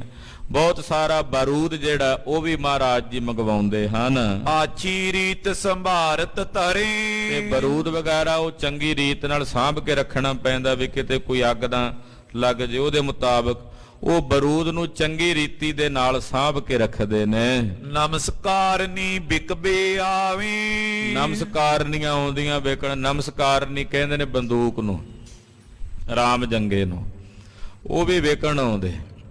ਤੋ ਰਾਮ ਜੰਗਾ ਖਾਲਸਾ ਜੀ ਜਿਹੜੇ ਬੰਦੂਕਾਂ ਨੇ ਇਹਨਾਂ ਨੂੰ ਰਾਮ ਜੰਗਾ ਕਹਿ ਦਿੰਦੇ ਖਾਲਸੇ ਦੇ। ਨਮਸਕਾਰਨੀ ਵੀ ਕਹਿੰਦੇ। ਨਮਸਕਾਰਨੀ ਤਾਂ ਕਹਿੰਦੇ ਕਿਉਂਕਿ ਸੀਸ ਸਿਰ ਥੋੜਾ ਜਿਹਾ ਝੁਕਾ ਕੇ ਨਿਸ਼ਾਨਾ ਲਾਣਾ ਪੈਂਦਾ ਨਾ, ਇਸ ਕਰਕੇ ਇਹਨੂੰ ਨਮਸਕਾਰ ਨਹੀਂ ਕਹਿੰਦੇ। ਵਧੀਆ ਵਧੀਆ ਬੰਦੂਕਾਂ, ਵਧੀਆ ਵਧੀਆ ਪਿਸਟਲ, ਰਿਵਾਲਵਰ, ਜਿਹੜੇ ਛੋਟੇ ਤਮੰਚੇ ਹੁੰਦੇ ਉਹ ਵਿਕਣ ਆਉਂਦੇ, ਮਹਾਰਾਜ ਜੀ ਖਰੀਦ ਲੈਂਦੇ, ਕਿਉਂਕਿ ਸ਼ਸਤਰਾਂ ਦੇ ਕਦਰਦਾਨੀ ਨੇ। ਸ਼ਸਤਰ ਦਾ ਤਾਂ ਸੂਰਮੇ ਨੂੰ ਹੀ ਪਤਾ ਨਾ ਕਿ ਇਹ ਸ਼ਸਤਰ ਜਿਹੜਾ ਵਧੀਆ ਵਧੀਆ, ਸਭ ਨੂੰ ਜਿਹੜੇ ਸ਼ਸਤਰ ਵੇਚਦੇ ਆ ਨਾ ਉਹ ਆਉਂਦੇ ਵੀ ਸਤਿਗੁਰਾਂ ਕੋਲ ਨੇ ਵੀ ਇਹ ਵਧੀਆ ਸ਼ਸਤਰਾਂ ਦਾ ਕੀਮਤ ਕਦਰਦਾਨੀ ਨੇ, ਇਹਨਾਂ ਨੂੰ ਪਤਾ ਵੀ ਇਹਦੀ ਕਦਰ ਕੀ ਹੈ। ਤੋ ਸਤਿਗੁਰੂ ਸੱਚੇ ਪਾਤਸ਼ਾਹ ਜੀ ਮਹਾਰਾਜ ਜੀ ਦੇ ਪਾਸ ਵਧੀਆ ਵਧੀਆ ਬੰਦੂਕਾਂ ਵੀ ਲੈ ਕੇ ਆਉਂਦੇ, ਉਹ ਮਹਾਰਾਜ ਜੀ ਖਰੀਦ ਲੈਂਦੇ। ਲੇਤ ਮੋਲ ਕੋ ਦਰਬ ਦਿਵਾਵੀ, ਮਹਾਰਾਜ ਜੀ ਉਹਨਾਂ ਨੂੰ ਮਾਇਆ ਦਬਾਉਂਦੇ, ਧਨ ਦਬਾਉਂਦੇ ਤੇ ਮੁੱਲ ਖਰੀਦ ਲੈਂਦੇ। ਵੀਰਨ ਕੋ ਬਖਸ਼ਤ ਪਰਖੰਤੇ, ਫਿਰ ਮਹਾਰਾਜ ਜੀ ਉਹ ਵੀਰਾਂ ਨੂੰ, ਯੋਧਿਆਂ ਨੂੰ ਪਰਖਦੇ ਵੀ ਕਿਹਨੂੰ ਕਿਹੜਾ ਸ਼ਸਤਰ ਦੇਈਏ। ਇਹ ਨਹੀਂ ਜਿਹੜਾ ਬੰਦੂਕ ਚਲਾਉਣ ਵਾਲਾ ਉਹਨੂੰ ਬੰਦੂਕ ਹੀ ਦੇਣੀ ਹੈ ਨਾ, ਜਿਹਨੂੰ ਆਉਂਦੀ ਨਹੀਂ ਬੰਦੂਕ ਚਲਾਣੀ ਉਹਨੂੰ ਥੋੜੀ ਦੇਣੀ ਸੀ। ਜਿਹਨੂੰ ਬਰਛਾ ਚਲਾਣਾ ਆਉਂਦਾ ਉਹਨੂੰ ਬਰਛਾ ਦਿੰਦੇ ਆ, ਜਿਹਨੂੰ ਤੀਰ ਕਮਾਨ ਚਲਾਣਾ ਆਉਂਦਾ ਉਹਨੂੰ ਤੀਰ ਕਮਾਨ ਬਖਸ਼ਦੇ। ਜਿਹੜੇ ਜਿਹੜੇ ਸ਼ਸਤਰ 'ਚ ਜਿਹਦੀ ਕਿਸੇ ਦੀ ਮਹਾਰਤ ਹੈ ਮਹਾਰਾਜ ਜੀ ਪਰਖ ਪਰਖ ਕੇ ਉਹਨਾਂ ਨੂੰ ਸ਼ਸਤਰ ਵੰਡਦੇ ਹਨ। ਹਤੇ ਨਿਸ਼ਾਨੋ ਨਹੀਂ ਚੁਕੰਤੇ, ਮਹਾਰਾਜ ਬੰਦੂਕ ਉਹਨੂੰ ਦਿੰਦੇ ਆ ਵੀ ਜਿਹਦਾ ਨਿਸ਼ਾਨਾ ਪੂਰਾ ਹੋਵੇ, ਜਿਹਦਾ ਨਿਸ਼ਾਨਾ ਖੁੰਝੇ ਨਾ, ਉਹਨੂੰ ਮਹਾਰਾਜ ਜੀ ਬੰਦੂਕ ਦਿੰਦੇ ਨੇ। ਦਿਨ ਪ੍ਰਤ ਸ਼ਸਤਰਨ ਕੋ ਅਭਿਆਸ, ਇਦਾਂ ਦਿਨ ਪ੍ਰਤੀ ਦਿਨ ਸ਼ਸਤਰਾਂ ਦਾ ਅਭਿਆਸ ਹੁੰਦਾ। ਇੱਕ ਦੋ ਦਾ ਗੱਡ ਲੈਂਦੇ ਹਨ ਨਿਸ਼ਾਨਾ, ਉਹਦੇ ਤੇ ਗੋਲੀਆਂ ਦੇ ਨਿਸ਼ਾਨੇ ਲਾਉਂਦੇ ਆ, ਤੀਰਾਂ ਦੇ ਨਿਸ਼ਾਨੇ ਲਾਉਂਦੇ ਹਨ। ਹੋਤ ਅਧਿਕ ਸਤ ਗੁਰੂ ਬਿਲਾਸ, ਸਤਿਗੁਰੂ ਜੀ ਦੇ ਪਾਸ ਏਦਾਂ ਅਦਕ ਬਿਲਾਸ ਕੌਤਕ ਹੁੰਦੇ ਨੇ। ਮਾਰ ਬਕਾਰਾ ਸਿੱਖ ਕਰੇ, ਔਰ ਸਿੱਖ ਮਾਰ ਬਕਾਰਾ ਕਹੀਏ ਵੀ ਬਸ ਹਰ ਵੇਲੇ ਜੰਗ ਯੁੱਧ ਦੀਆਂ ਹੀ ਗੱਲਾਂ ਕਰਦੇ। ਤੇ ਜਦੋਂ ਹੁਣ ਹਰ ਵੇਲੇ ਸ਼ਸਤਰ ਵਿਦਿਆ ਦਾ ਅਭਿਆਸ ਕਰਦੇ, ਕਈ ਸਿੰਘ ਤਲਵਾਰ ਕੋਈ ਨਵੀਂ ਮਿਲਦੀ ਨਾ ਤੇ ਮਿਆਨ ਚੋਂ ਕੱਢ ਕੇ ਕਹਿੰਦੇ ਜਦੋਂ ਆਹ ਚਲਾਵਾਂਗਾ ਨਾ ਮੈਂ, ਦੁਸ਼ਮਣ ਦੇ ਸਿਰ ਤੋਂ ਲੈ ਕੇ ਮੋਢੇ ਤੋਂ ਲੈ ਕੇ ਚੀਰ ਦਾ ਘੋੜੇ ਨੂੰ ਵੀ ਚੀਰ ਕੇ ਜ਼ਮੀਨ ਵਿੱਚ ਗੱਡ ਦੂੰ, ਇਹ ਤਲਵਾਰ ਇਹੋ ਜੀ ਹੈ। ਇਹ ਗੱਲਾਂ ਹੀ ਇਹ ਹੁੰਦੀਆਂ। ਆਹ ਤਲਵਾਰ ਦੀ ਮਾਰ ਬੜੀ ਹੈ, ਇਹਦਾ ਮਿੰਟ 'ਚ ਸਾਫ਼ ਨਿਕਲ ਜਾਏ। ਆਹ ਬੰਦੂਕ ਦੀ ਗੋਲੀ ਜੇ ਵੱਜੇ ਦੁਸ਼ਮਣ ਦੀ ਹਿੱਕ ਚੀਰ ਕੇ ਪਾਰ ਨਿਕਲ ਜਾਏ। ਗੱਲਾਂ ਹੀ ਇਹ ਕਰਦੇ ਯੋਧੇ ਜਿੰਨੇ ਵੀ ਜੰਗ ਯੁੱਧ ਦੀਆਂ ਗੱਲਾਂ, ਇਸੇ ਪਾਸੇ ਹੀ ਸਾਰਿਆਂ ਦਾ ਧਿਆਨ ਲੱਗਾ ਹੋਇਆ। ਹਤੋ ਤੁਰਕ ਲਵਪੁਰੀ ਲੁਟੇ, ਕਈ ਕਹਿੰਦੇ ਆ ਸਿੱਖੋ ਖਬਰੇ ਕਦੋਂ ਜੰਗ ਹੋਵੇਗਾ, ਦੁਸ਼ਮਣ ਕਦੋਂ ਆਵੇਗਾ, ਗੁਰੂ ਸਾਹਿਬ ਕੋਲੋਂ ਆਗਿਆ ਲਈਏ ਆਪਾਂ ਲਾਹੌਰ ਹਮਲਾ ਨਾ ਕਰੀਏ ਚੱਲ ਕੇ। ਆਖੋ ਸਤਨਾਮ ਸ੍ਰੀ ਵਾਹਿਗੁਰੂ। ਇਹ ਉਹੀ ਨੇ ਜਿਨ੍ਹਾਂ ਨੇ ਕਦੇ ਸਿਰ ਚੁੱਕ ਕੇ ਨਹੀਂ ਸੀ ਵੇਖਿਆ ਮਲੇਛਾਂ ਦੇ ਸਾਹਮਣੇ। ਉਹ ਮਹਾਰਾਜ ਜੀ ਨੇ ਇਹੋ ਜਿਹਾ ਕਰੰਟ ਭਰਤਾ ਉਹਨਾਂ 'ਚ, ਕਹਿੰਦੇ ਆਗਿਆ ਲਈਏ ਗੁਰੂ ਸਾਹਿਬ ਕੋਲੋਂ, ਜਾ ਕੇ ਲਾਹੌਰ ਤੇ ਹਮਲਾ ਕਰੀਏ ਤੇ ਜਿਹੜੇ ਦੁਸ਼ਟ ਨੇ ਤੁਰਕ ਨੇ ਉਹਨਾਂ ਨੂੰ ਜਾ ਕੇ ਲੁੱਟ ਮਾਰ ਕਰਕੇ ਲਿਆਈਏ। ਲਿਓ ਮਲੇਛਨ ਤੇ ਅਬਰਾਜ, ਇਹਨਾਂ ਮਲੇਛਾਂ ਕੋਲ ਨਹੀਂ ਰਾਜ ਰਹਿਣ ਦੇਣਾ, ਇਹਨਾਂ ਮਲੇਛਾਂ ਕੋਲੋਂ ਰਾਜ ਖੋਹ ਲਈਏ। ਇਹਨਾਂ ਮਲੇਛਾਂ ਨੇ ਬੜੀ ਮਲੇਛਤਾਈ ਕੀਤੀ ਹੈ, ਪੰਜਵੇਂ ਪਾਤਸ਼ਾਹ ਨੂੰ ਤਤੀਆਂ ਤਵੀਆਂ ਤੇ ਬਿਠਾਇਆ ਇਹਨਾਂ ਮਲੇਛਾਂ ਨੇ। ਇਹਨਾਂ ਕੋਲ ਰਾਜ ਖੋਹ ਲਈਏ। ਹੁਣ ਕਚੀਚੀਆਂ ਵੱਟਦੇ ਯੋਧੇ, ਕਹਿੰਦੇ ਚਲੋ ਚੱਲੀਏ ਲਾਹੌਰ ਤੇ ਹਮਲਾ ਕਰੀਏ। ਦੂਜਾ ਕਹੇ ਦਿੱਲੀ ਤੇ ਚੱਲਦੇ ਆ, ਉੱਥੇ ਚੱਲ ਕੇ ਹਮਲਾ ਕਰੀਏ, ਕਿਲੇ ਤੇ ਜਾ ਕੇ ਆਪਣਾ ਨਿਸ਼ਾਨ ਝੁਲਾਈਏ। ਮਹਾਦੁਸ਼ਟ ਇਨ ਵਧਿਓ ਸਮਾਜ, ਇਹ ਦੁਸ਼ਟ ਹੋ ਗਏ ਨੇ, ਇਹਨਾਂ ਦਾ ਸਮਾਜ ਵੱਧ ਗਿਆ ਤੇ ਮਲੇਛਪੁਣਾ ਹੋ ਕਰ ਰਹੇ ਨੇ, ਜ਼ੁਲਮ ਕਰ ਰਹੇ ਨੇ। ਕਰੋ ਗੁਰੂ ਆਇਸ ਅਬ ਐਸੇ, ਕਹਿੰਦੇ ਮਹਾਰਾਜ ਜੀ ਆਗਿਆ ਦਿਓ ਸਾਨੂੰ। ਛੇਵੇਂ ਪਾਤਸ਼ਾਹ ਕੋਲ ਆ ਜਾਂਦੇ, ਮਹਾਰਾਜ ਸਾਨੂੰ ਆਗਿਆ ਦਿਓ। ਪਰੇ ਜੰਗ ਹੱਥ ਸ਼ਤਰੂ ਜੈਸੇ, ਮਹਾਰਾਜ ਅਸੀਂ ਜਾ ਕੇ ਜੰਗ ਦੇ ਮੈਦਾਨ 'ਚ ਦੁਸ਼ਮਣਾਂ ਨੂੰ ਮਾਰ ਮੁਕਾਈਏ, ਲਾਹੌਰ ਤੇ ਹਮਲਾ ਕਰ ਦਈਏ, ਦਿੱਲੀ ਤੇ ਹਮਲਾ ਕਰ ਦਈਏ। ਮਹਾਰਾਜ ਜੀ ਕਹਿੰਦੇ ਆਖਾ ਸਿੱਖੋ ਉਹ ਵੀ ਸਮਾਂ ਆਵੇਗਾ ਜਦੋਂ ਮੇਰਾ ਸਿੱਖ ਮੇਰੇ ਖਾਲਸੇ ਲਾਹੌਰ ਤੇ ਵੀ ਹਮਲਾ ਕਰਨਗੇ, ਦਿੱਲੀ ਤੇ ਵੀ ਹਮਲਾ ਕਰਨਗੇ, ਪਰ ਹਾਲੇ ਦੁਸ਼ਮਣ ਆਵੇਗਾ ਚੜ ਕੇ, ਤੇ ਚੜ ਕੇ ਆਏ ਦੇ ਨਾਲ ਆਪਾਂ ਜੰਗ ਲੜਨਾ ਹੈ। ਧੰਨ ਗੁਰੂ ਹਰਗੋਬਿੰਦ ਸਾਹਿਬ ਸਭ ਨੂੰ ਤਰਵਾਸ ਦੇ ਕੇ ਯੋਧਿਆਂ ਨੂੰ ਉਤਸ਼ਾਹਿਤ ਕਰਦੇ ਐ। ਗਰੀਬ ਨਵਾਜ ਪਾਤਸ਼ਾਹ ਦੇ ਪਾਵਨ ਇਤਿਹਾਸ ਦੀ ਕਥਾ ਕਥਨ ਕਰਦਿਆਂ ਹੋਈਆਂ ਭੁੱਲਾਂ ਚੁੱਕਾਂ ਦੀ ਖਿਮਾ ਕਰਨੀ। ਸਾਧ ਸੰਗਤ ਜੀ ਬੇਨਤੀ ਹੈ, ਖਾਲਸੇ ਪੰਥ ਦੇ ਮਹਾਨ ਜਰਨੈਲ ਸ਼ਹੀਦ ਬਾਬਾ ਹਨੂਮਾਨ ਸਿੰਘ ਜੀ, ਐਸੇ ਮਹਾਨ ਤਤਵੇਤਾ ਮਹਾਂਪੁਰਖ ਬਾਬਾ ਹਨੂਮਾਨ ਸਿੰਘ ਜੀ, ਜਿਨ੍ਹਾਂ ਅੰਗਰੇਜ਼ਾਂ ਦੇ ਖਿਲਾਫ ਜੰਗ ਲੜੀ ਮੁਦਕੀ ਦੇ ਮੈਦਾਨ 'ਚ, ਔਰ ਖਾਲਸੇ ਪੰਥ ਦਾ ਪਸਚਮ ਝੁਲਾਇਆ, ਅੰਗਰੇਜ਼ਾਂ ਦੀ ਈਨ ਨਹੀਂ ਮੰਨੀ। ਸੁਹਾਣੇ ਦੀ ਧਰਤੀ ਤੇ ਜਾ ਕੇ ਮਹਾਂਪੁਰਖਾਂ ਨੇ ਸ਼ਹਾਦਤ ਦਾ ਜਾਮ ਪ੍ਰਾਪਤ ਕੀਤਾ।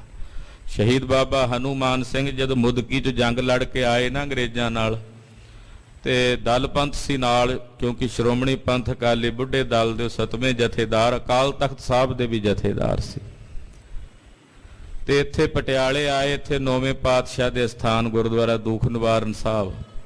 ਤੇ ਦੁਪਹਿਰ ਨੂੰ, ਕਿਉਂਕਿ ਦਲ ਪੰਥ ਜਿਹੜੇ ਸੀ ਉਹ ਗੁਰੂ ਘਰਾਂ ਵਿੱਚ ਹੀ ਪੜਾਅ ਕਰਦੇ ਸੀ, ਮਹਾਰਾਜ 9ਵੇਂ ਪਾਤਸ਼ਾਹ ਦਾ ਸਥਾਨ ਸੀ ਇੱਥੇ। ਤੇ ਇੱਥੇ ਦੁਪਹਿਰ ਨੂੰ ਲੰਗਰ ਤਿਆਰ ਕਰਨ ਲੱਗ ਪਏ। ਪਟਿਆਲੇ ਦਾ ਰਾਜਾ ਸੀ ਕਰਮ ਸਿੰਘ, ਇਹ ਅੰਗਰੇਜ਼ਾਂ ਦਾ ਪਿੱਠੂ ਸੀ।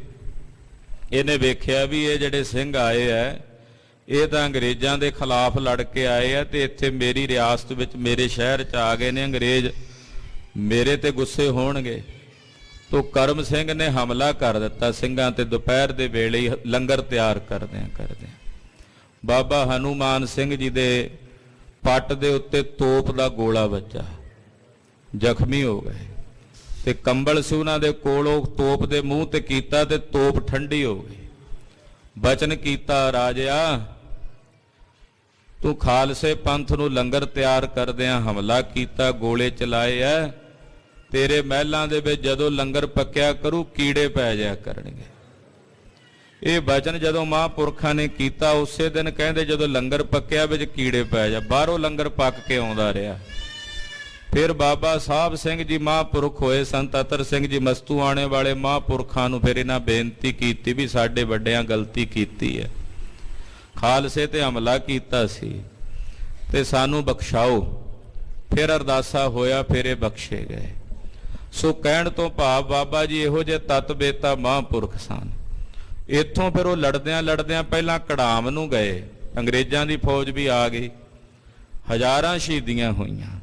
ਤੇ ਲੜਦਿਆਂ ਰਾਜਪੁਰੇ ਤੋਂ ਹੁੰਦਿਆਂ ਸੁਹਾਣੇ, ਕੁੰਬੜੇ ਸੁਹਾਣੇ ਜਾ ਕੇ ਸ਼ਹੀਦ ਬਾਬਾ ਹਨੂਮਾਨ ਸਿੰਘ ਜੀ ਨੇ ਸ਼ਹਾਦਤ ਦਾ ਜਾਮ ਪ੍ਰਾਪਤ ਕੀਤਾ। ਉਹਨਾਂ ਮਹਾਂਪੁਰਖਾਂ ਦਾ ਜਨਮ ਦਿਹਾੜਾ ਪਟਿਆਲੇ ਸ਼ਹਿਰ ਵਿਖੇ ਮਨਾਇਆ ਜਾ ਰਿਹਾ ਹੈ। ਗੁਰਦੁਆਰਾ ਪ੍ਰੀਤ ਨਗਰ ਤ੍ਰਿਪੜੀ ਕੋਹਲੀ ਸਵੀਟ ਦੇ ਪਿਛਲੇ ਪਾਸੇ ਸਥਾਨ ਹੈ, ਗੁਰੂ ਘਰ ਹੈ। ਕੱਲ ਦੇ ਉੱਥੇ ਅਖੰਡ ਪਾਠ ਸਾਹਿਬ ਪ੍ਰਾਰੰਭ ਨੇ, ਔਰ ਰਾਤ ਨੂੰ ਵੀ ਉੱਥੇ ਦੀਵਾਨ ਸਜਣੇ 7 ਵਜੇ ਤੋਂ ਲੈ ਕੇ ਤਕਰੀਬਨ 9, 9:30 ਵਜੇ ਤੱਕ। ਤੇ ਕੱਲ ਸਵੇਰੇ ਅਖੰਡ ਪਾਠਾਂ ਦੇ ਭੋਗ ਪਾਏ ਜਾਣਗੇ ਪ੍ਰੀਤ ਨਗਰ ਗੁਰੂ ਘਰ ਵਿਖੇ ਹੀ, ਔਰ ਦੁਪਹਿਰ 1 ਵਜੇ ਤੱਕ ਦੀਵਾਨ ਸਜਾਏ ਜਾਣਗੇ। ਉਪਰੰਤ ਜੋ ਖਾਲਸੇ ਪੰਥ ਦੀ ਮਰਿਆਦਾ ਹੈ, ਦਲਾਂ ਪੰਥਾਂ ਦੀ, ਮੱਲੇ ਸਜਾਏ ਜਾਣਗੇ। ਨਿਹੰਗ ਸਿੰਘ ਘੋੜਿਆਂ ਸਮੇਤ ਮੱਲੇ ਕੱਢਣਗੇ ਪ੍ਰੀਤ ਨਗਰ ਤੋਂ। ਤੇ ਤਕਰੀਬਨ ਕਥਾ ਦੀ ਸਮਾਪਤੀ ਵੇਲੇ ਦੂਖ ਨਿਵਾਰਨ ਸਾਹਿਬ ਮੱਲਾ ਆਵੇਗਾ ਇੱਥੇ, ਇੱਥੋਂ ਹੀ ਫਿਰ ਵਾਪਸੀ ਪ੍ਰੀਤ ਨਗਰ ਵਿਖੇ ਸਮਾਪਤੀ ਹੋਵੇਗੀ। ਔਰ ਕੱਲ ਰਾਤ ਦੇ ਦੀਵਾਨ 7 ਤੋਂ 11 ਵਜੇ ਤੱਕ ਗੁਰਦੁਆਰਾ ਪ੍ਰੀਤ ਨਗਰ ਵਿਖੇ ਹੋਣਗੇ, ਜਿਹਦੇ 'ਚ ਭਾਈ ਗਗਨਦੀਪ ਸਿੰਘ ਜੀ ਗੰਗਾ ਨਗਰ ਵਾਲੇ ਔਰ ਦਰਬਾਰ ਸਾਹਿਬ ਦੇ ਹਜ਼ੂਰੀ ਰਾਗੀ ਹਾਜ਼ਰੀਆਂ ਭਰਨਗੇ। ਆਪ ਜੀ ਨੇ ਇਹਨਾਂ ਸਮਾਗਮਾਂ 'ਚ ਹਾਜ਼ਰੀਆਂ ਭਰ ਕੇ ਸ਼ਹੀਦ ਸਿੰਘਾਂ ਦੀਆਂ ਖੁਸ਼ੀਆਂ ਪ੍ਰਾਪਤ ਕਰਨੀਆਂ। ਇਹ ਉਹ ਸ਼ਹੀਦ ਨੇ ਜਿਨ੍ਹਾਂ ਨੂੰ ਅਸੀਂ ਆਪਣੇ ਹਿਰਦੇ 'ਚੋਂ ਭੁਲਾ ਹੀ ਦਿੱਤਾ ਹੈ, ਜਿਨ੍ਹਾਂ ਐਡੀਆਂ ਵੱਡੀਆਂ ਕੁਰਬਾਨੀਆਂ ਕੀਤੀਆਂ। ਅੱਜ ਦੇਸ਼ ਦੀ ਆਜ਼ਾਦੀ ਦੀ ਜਦੋਂ ਗੱਲ ਕਰਦੇ ਹੈ, ਕੋਈ ਕਹਿੰਦਾ ਜੀ ਤਾਂਤੀਆ ਤੋਪੇ ਨੇ ਜਿਹੜੀ ਉਹ ਬੜੀ ਵੱਡੀ ਕੁਰਬਾਨੀ ਕੀਤੀ, ਕੋਈ ਮੰਗਲ ਪਾਂਡੇ ਕਹਿੰਦਾ, ਕੋਈ ਕੁਝ ਕਹਿੰਦਾ। ਅਗਰ ਅੰਗਰੇਜ਼ਾਂ ਦੇ ਖਿਲਾਫ ਸਭ ਤੋਂ ਪਹਿਲਾਂ ਕਿਸੇ ਮਹਾਂਪੁਰਖ ਨੇ ਆਵਾਜ਼ ਬੁਲੰਦ ਕੀਤੀ ਤੇ ਉਹ ਗੁਰੂ ਘਰ ਵਿੱਚ ਸ਼ਹੀਦ ਬਾਬਾ ਹਨੂਮਾਨ ਸਿੰਘ ਜੀ ਸਨ। ਤੋ ਇਹ ਸਾਨੂੰ ਪ੍ਰਚਾਰਨਾ ਚਾਹੀਦਾ ਐਸੇ ਮਹਾਂਪੁਰਖਾਂ ਦੇ ਪ੍ਰਚਾਰ ਨੂੰ, ਤਾਂ ਜੋ ਪੂਰੇ ਦੇਸ਼ ਦੇ, ਪੂਰੇ ਵਿਸ਼ਵ ਭਰ ਦੇ ਲੋਕਾਂ ਨੂੰ ਐਸੇ ਮਹਾਂਪੁਰਖਾਂ ਦਾ ਪਤਾ ਲੱਗ ਸਕੇ। ਇਸੇ ਕਰਕੇ ਜੋੜ ਮੇਲੇ ਰੱਖੇ ਗਏ ਨੇ, ਆਪ ਜੀ ਨੇ ਹਾਜ਼ਰੀਆਂ ਭਰਨੀਆਂ। ਹੋਈਆਂ ਭੁੱਲਾਂ ਚੁੱਕਾਂ ਦੀ ਖਿਮਾ। ਵਾਹਿਗੁਰੂ ਵਾਹਿਗੁਰੂ ਵਾਹਿਗੁਰੂ ਵਾਹਿਗੁਰੂ